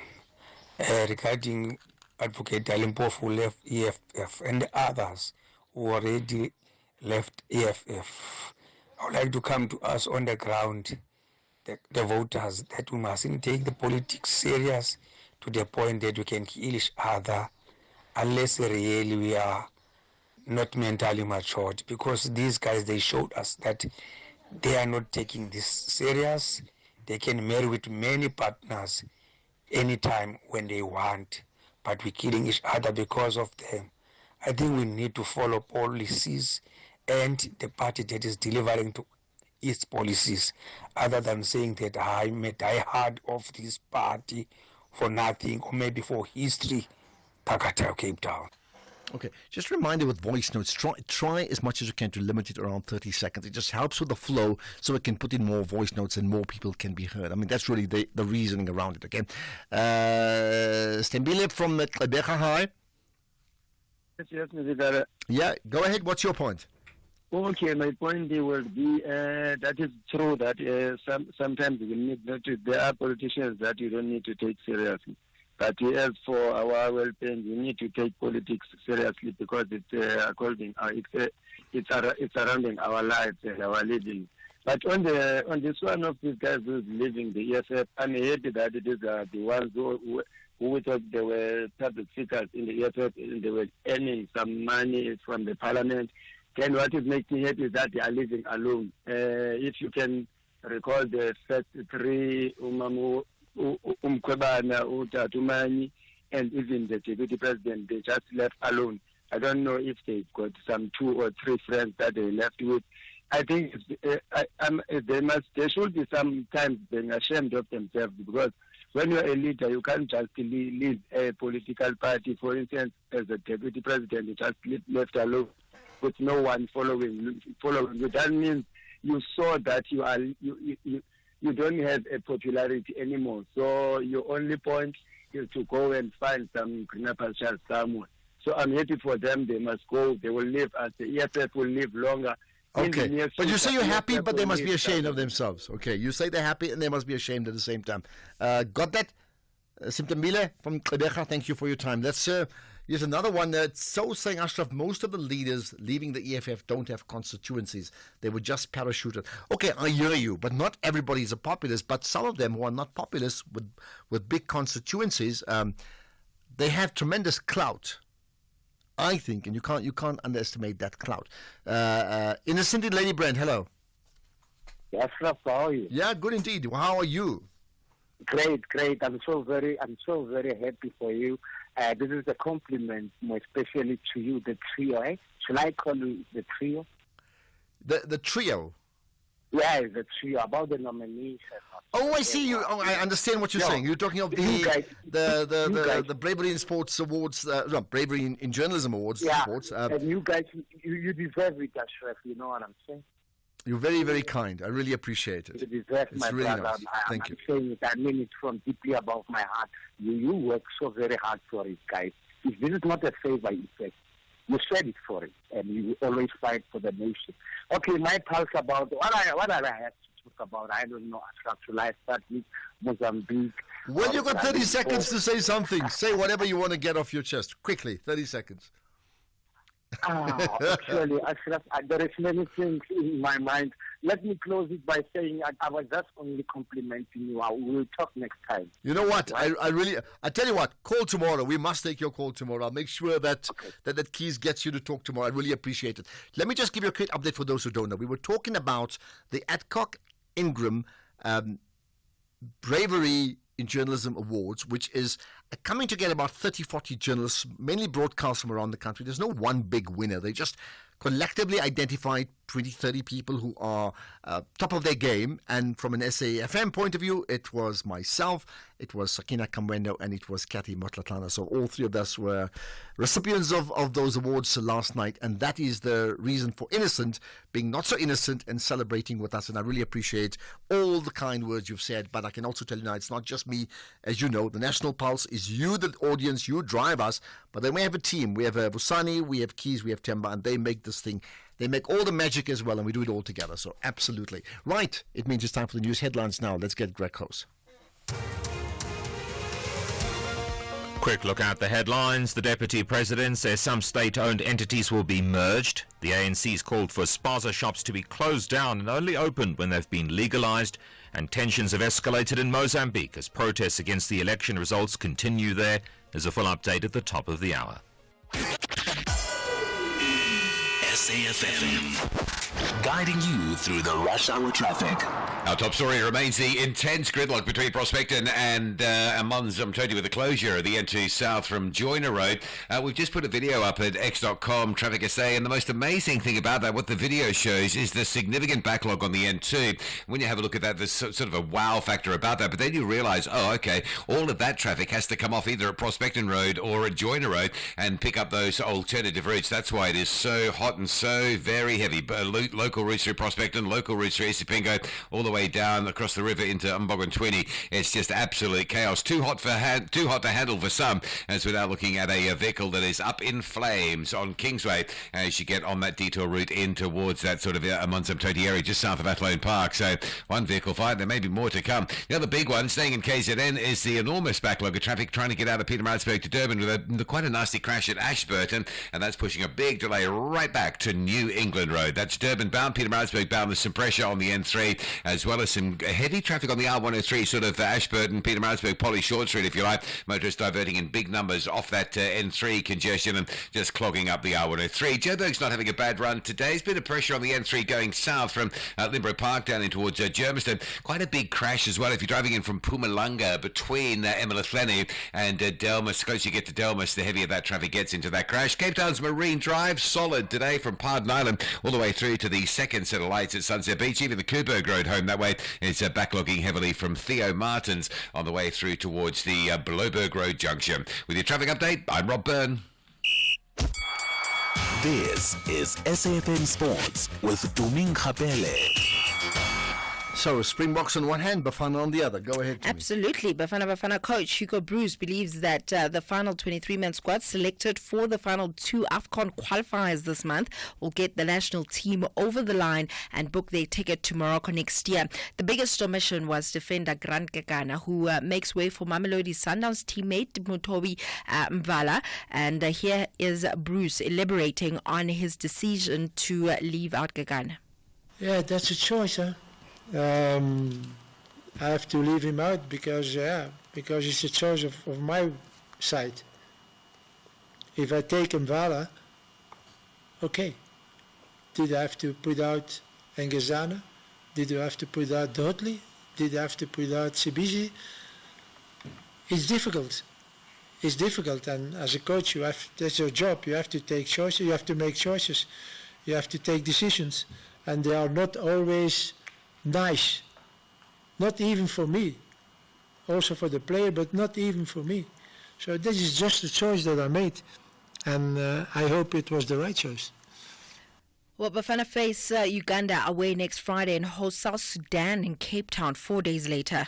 And then still staying with football, Sead Ramovic says that he decided to resign from his Tears Galaxy head coach job because of the club continually selling its best players every season.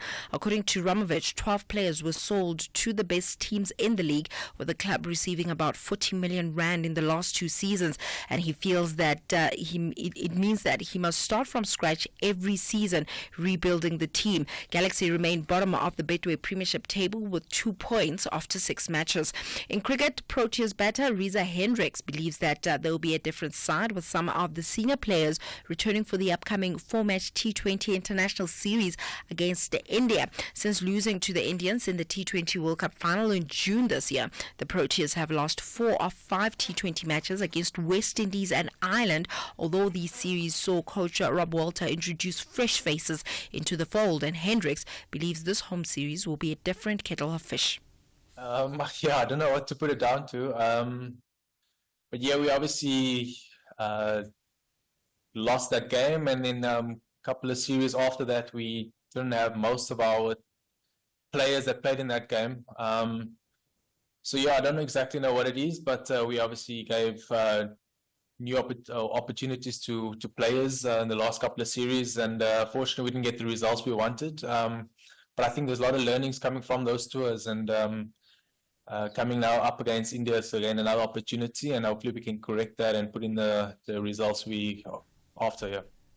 In rugby, Jean Klein has been called up to the Springbok squad, replacing the injured Ruan Nortje. Nortje suffered a leg injury in training yesterday, and Bok coach Rassie Erasmus has expressed his disappointment over Nortje's injury, but is quite positive about Klein's return, citing his familiarity with the team and UK conditions. In tennis, Jannik Sinner avoided his rival Carlos Alcaraz in the ATP Finals group draw today. Sinner is in the same group with Daniil Medvedev, Taylor Fritz and Alex de Minaur at the tournament in Turin, which starts on Sunday, while Alcaraz is in the same group with Alexander Zverev, Casper Ruud and Andrei Rublev. Then in breakdancing, South African breakdancer Courtney Paul says that being crowned the 1 versus 1 B-Girl Afro Break International Champion in Ghana has been the biggest highlight of her year. Paul competed against 19 breakdancers from different parts of the continent. The 32-year-old says that she's also impressed by how breakdancing is growing in Africa, and looking forward to Ashraf chatting to her just a little bit later. But with that said, it is a wrap from my side. Yeah, by the way, we have this feature called Winning. You know, people winning in their lives, institutions, companies, businesses, whatever they do. And in this case here, we have a breakdancer who's winning big, and we're going to talk to her. Looking forward to Absolutely right. Okay, that's it for today. That's it for today. Right. So why should I use We Buy Cars if I want to sell my vehicle? Because We Buy Cars buys cars. But will I get the right price? Of course. We Buy Cars buys thousands of vehicles and knows exactly what every vehicle is worth. Their buyers deliver exceptional service and pay you immediately. And how do I know what they'll pay for my vehicle? It's easy. Visit webuycars.co.za or use the We Buy Cars app. Follow the simple steps and voila, you'll know your car's value in no time. We Buy Cars. Quick, easy, the best. Hey yo, what's up? Unomfundo Yegani, real name, no gimmicks, and Nkulunkulukazi, the Queen God. Don't forget to cash back to the city this Saturday at 8 p.m. only on SABC1. Angege Basko and a dog. For all the hip-hop heads, check out the Back to the City special, Saturday 9 November at 8 p.m. only on SABC1.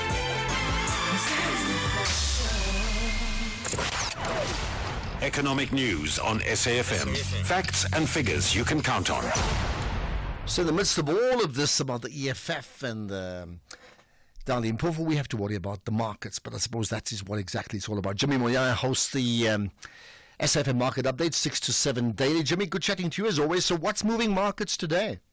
Good evening, Ashraf. Good evening to the listeners. Today we're going to be taking a look at SAPI. They gave us their results for the fourth quarter of their year, but also for their full year. It looks as though they had a good quarter, but not such a good year. We're going to speak to the company's CEO, trying to understand what the business of paper looks like at the moment. Then we've got a conversation with Standard Bank and their Luxi team around some solar solutions, with everybody seemingly having electricity, and you can't say that too often.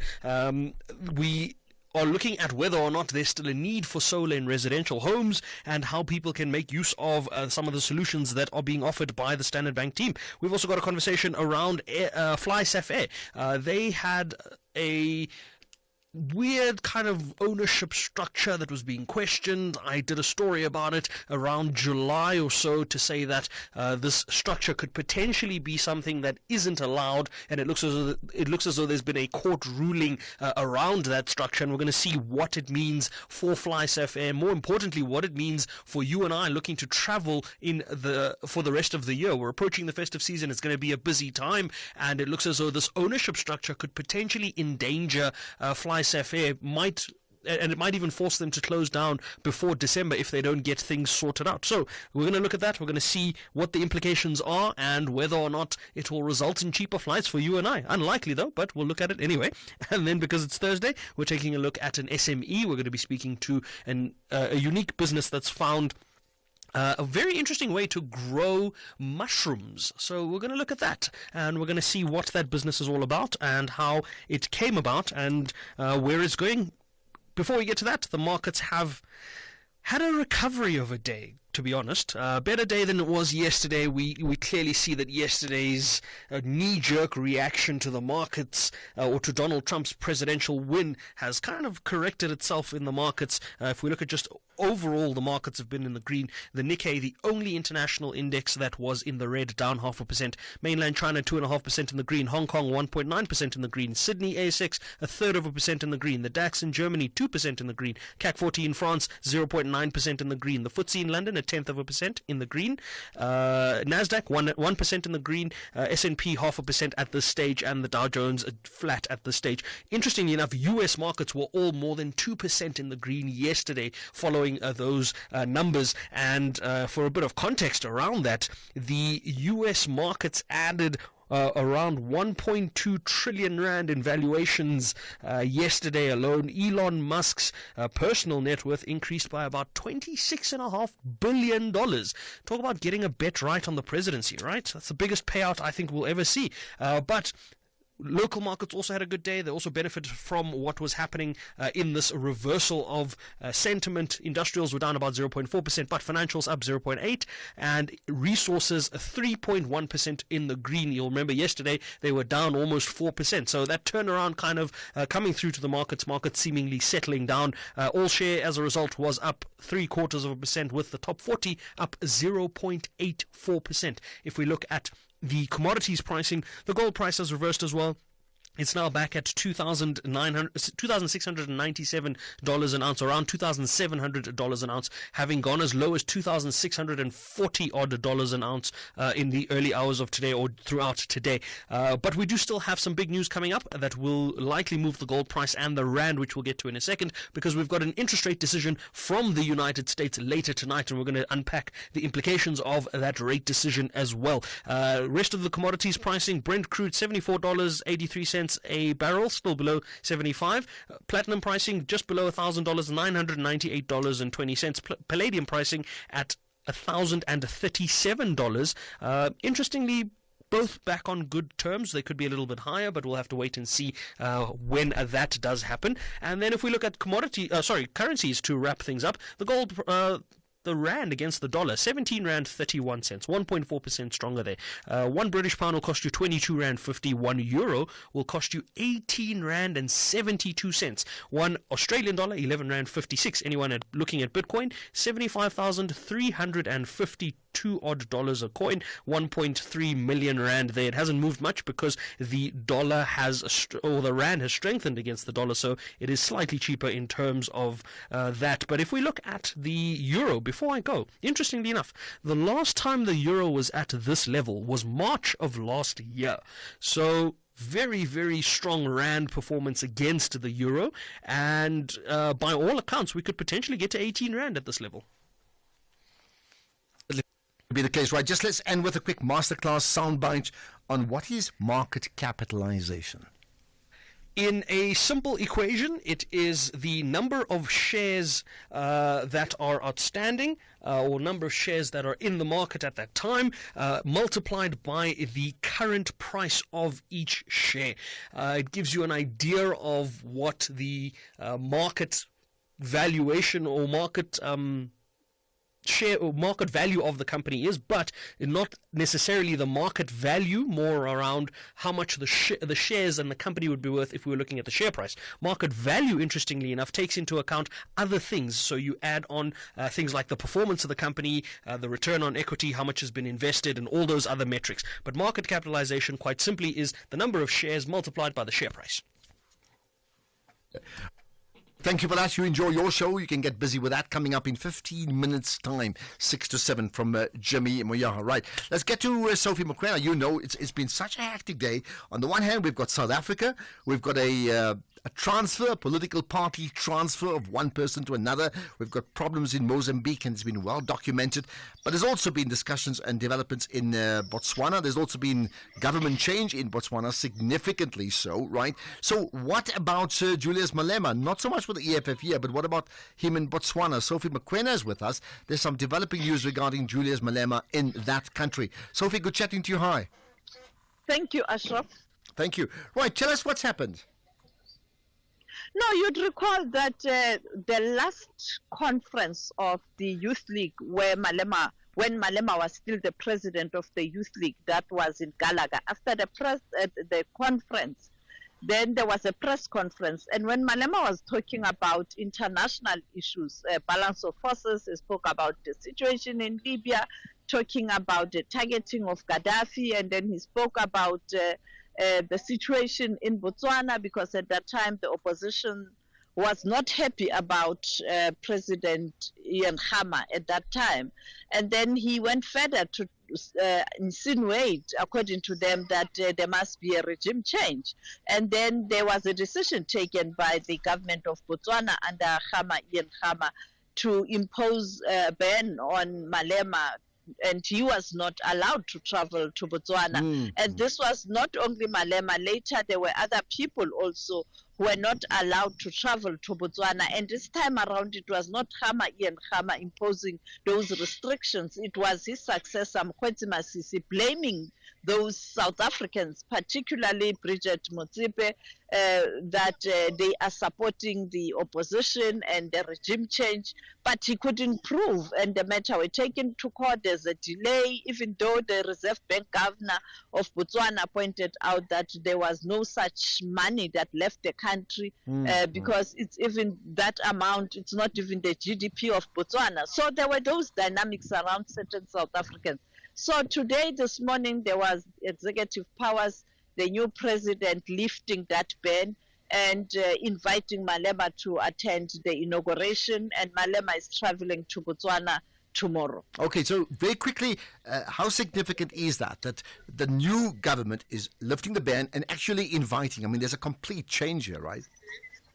Yes, but it's not something new. You'd recall that Malema was in Lesotho during the inauguration of the Prime Minister, Sam Matekane. You'd recall those visuals that went viral where he was talking to President Ramaphosa in Lesotho. And then again, when there was a change of guard in Zambia, he was invited, but at that time, I think he was attending a court case. He couldn't attend that inauguration because there is a relationship amongst the opposition parties, some of them, in the SADC region, the same way you have governing parties, engaging. So I think it's that kind of a thing. But this one is significant because he was not allowed to travel to Botswana or to enter Botswana. But I like that, the collaboration of the opposition.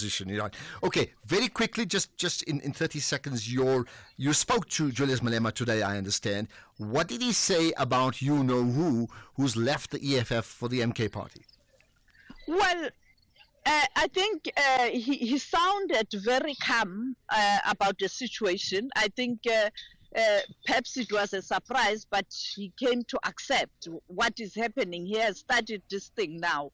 And for the advocate to talk about where this thing started, it even gives clarity in terms of what happened. And therefore, it becomes easy to understand what is happening. And now, you remember earlier on, he posted on Twitter that there are other two left, and people are speculating that it can be Dr. Mbuyiseni Ndlozi. Yes, Mbuyiseni Ndlozi, if he was to leave the EFF, I can guarantee you, and I don't know, it would mean I don't understand politics. There's no way Mbuyiseni will go to Mkhonto weSizwe. That I can tell you now. You've seen his position in relation to the leader of MK, and he even took risks just before elections, pointing out at his misgivings in terms of the leader of the MK. Even after elections, few weeks ago, when he was addressing students at University of Durban campaigning for SRC, he pointed out to that. Okay, so Sophie, that's the I don't think Mbuyiseni is going there. Well, that's the clip we're going to save and bank, and let's see whether you're right or completely off the mark. We'll see what happens there. You can keep it. Well, there we are. Sophie McQuena, thank you so much. SABC News international reporter covering, well, editor, in fact, around politics around the globe and Botswana as well. Rise and shine. Plan to keep rising and shining with victory to secure a decent top-half spot. But the Rockets are not impressed with their slow start of the season. They believe this is the time to collect 3 points. Limpopo battles it out with Mpumalanga. This is the Betway Premiership. Catch Mzansi's beautiful game, Polokwane City FC versus TS Galaxy FC on Saturday, 9 November at 2:30 p.m. Live on SABC1 and SABC radio stations. Also available everywhere for everyone, always on SABC Plus. Proudly brought to you by SABC Sport.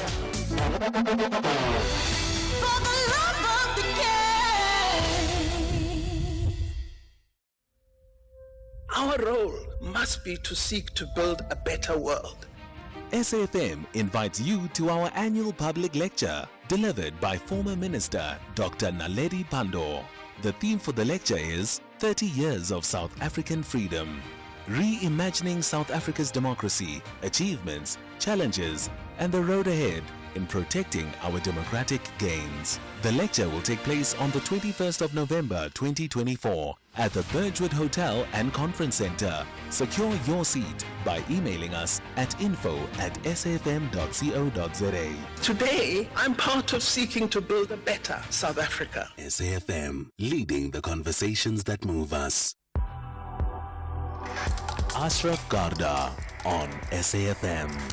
Tell you what, we end the show normally with a feature we call Winners, or winning people, winning best in class, organizations best in class. And today that honor has fallen the South African breakdancer Courtney Paul, with a big crown on the African continent. So Courtney, good chatting to you firstly. Hi. Hey, how's it going? I'm going to ask you that. How are you? You're a champion. I'm just talking. Yeah, no. I mean, as you can tell, things are going really well. Yeah, good. Well, listen, just remind us, what have you won today in breakdancing? So last week I was in Ghana for a competition called Afro Break. It was the African final. Essentially, they go around the continent all year looking for competitors. It was my first time there, and I managed to bring it home. Okay, so and that's fantastic. Tell me more about the work that gets into what you do as a breakdancer, because again, you know, it's not the typical sports that most people are very familiar with. There are certain aspects that you have to put in that obviously sets you apart. What are they? Honestly, what people don't realize is that sometimes it takes just as much as traditional sports, if not more, because there's so many other elements that come into play. So the biggest difference would be the DJ, right? Which is why I think people think it's not a sport. So essentially the DJ will play any song he wants. You don't get to know what that is. So in your training, you need to be training to different music and kind of making yourself uncomfortable. But if you know what breaking is, as a dance style and dance genre, it's all body weight. You're upside down, spinning on your head, jumping, sliding, rolling back, and it has elements of martial arts, gymnastics. So essentially everything that goes into those into those skill sets, we have to have them and more.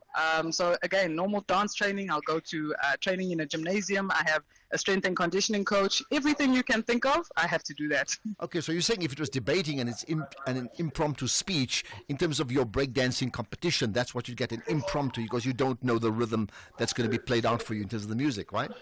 100%. It has to be breaks, obviously, within the specific genre, but the DJ can play exactly what he wants. I'm not sure if you watch breaking in the Olympics this year. I did. So a lot of it is being able to train your skills, and that's going to be great, but it can only take you so far. You've got to be on stage performing, making sure you're hitting your skills and landing it to the music.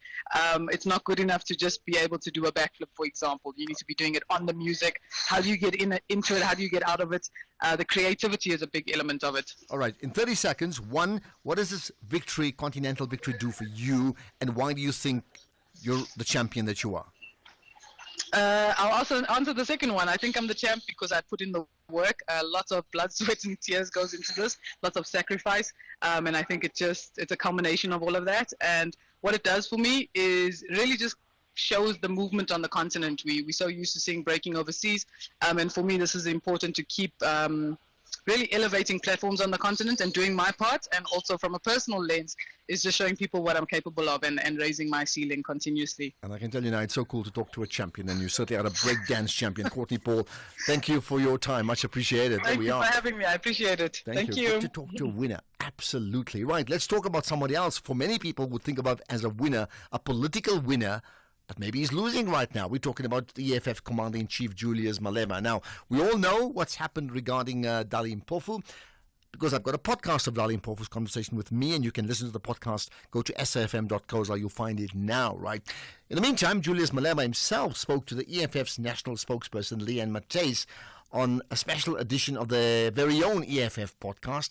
And in this snippet, just listen to it, Malema speaks about the circumstances that led to the departure of his one-time chairperson of the EFF, Advocate Dali Mpofu.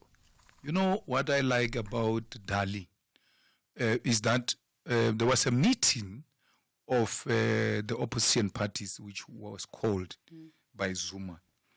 And I said, I'm not going. So I asked Floyd and Marshall to attend the SG. They went and Dali was there. Dali went to make a presentation of a paper in that first meeting where he said the EFF must close down with the other parties and then form something under Zuma's leadership. I mean, things happen the way they happen. I mean, Floyd and Marshall, you know him, he's just there and he speaks when it is necessary. But Floyd is the one who was leading the discussion, who said, no ways, it's not going to happen, and all of that. And then he comes back extremely shocked that Dali is not only proposing it, he has written it down. He has had time to think about it and wrote it down. So I said, no. So then we agreed that we must meet, all parties must go consult their leadership, blah, blah. What is our position? I said, but that's madness. We can't do that. We closed the EFF to Zuma. Not 1 year. It was not even formed at that time. To what? Like, to do what? I don't understand that. Then, perhaps Dali realizes they are not doing a good job. He comes himself to me when they were all there as the officials in the 5th floor. He says, no, he wants to see me. I said, no, sharp, come. But I knew what he was going to tell me. So I brought Floyd and I brought Marshall into the meeting. And then he said that. He says, so I told him, no, it's not going to happen. I don't agree with that. And there's no EFF that is going to close shop. In his skillful way, you know, him said, okay, plus we are late now in the elections. Maybe after the elections we can engage about it again. I said, no problem. And then, again, Floyd and Marshall went back to the meeting to give their party structures a position.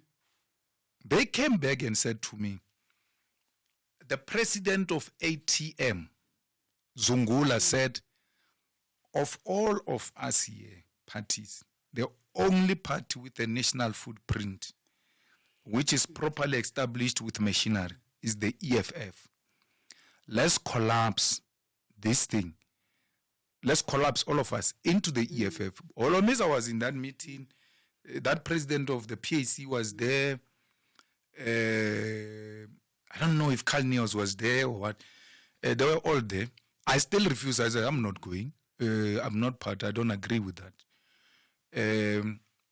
And then, that's what they said. Zungula is the one who said, actually, the EFF is the way. Then Zuma responded and said, no. Can you imagine an old person voting for EFF?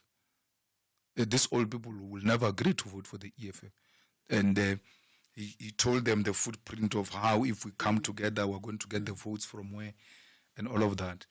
And then after the second meeting, we came back.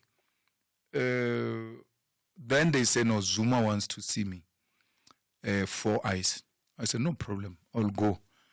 Dali says he's going to come, but I already know what Dali is up to, so I bring Vuyani. I said, Vuyani, let's go together. Now, when we entered the meeting, President Zuma asked me to stay in the meeting with him, and then Dali and some other chubby guy, I can't remember what was his name, but he came from President Zuma's side, and Vuyani asked them to excuse us so that we can have a discussion. So I remained with President Zuma. He started making that presentation and all of that. But Floyd told me that in the first meeting, Zuma addressed them for 3 hours. In the second meeting, it was relatively better. He addressed them for 2 hours. So I said, how do you allow that? They say, hey, we're thinking maybe General will stop him or something. Hey, but we sit there and just listen. I said, no problem. So when they said he wants to see me, 10, 15 minutes into the discussion, I interjected him because I was, at the back of my mind was like, you're not going to address me for 2 hours. It's not going to happen. Not 3 hours. I said, no, Baba, but I was thinking, you endorse the EFF. And then after endorsing the EFF, we'll have a proper discussion because we are now late, just on the eve of the elections. And then we can talk about what are the issues that you want us to take up in the immediate and all of that. And then he said, well, it's too late because I'm launching a party on the 16th of December. And I think we're like 2 weeks, 3 weeks before that. So hard luck. But let's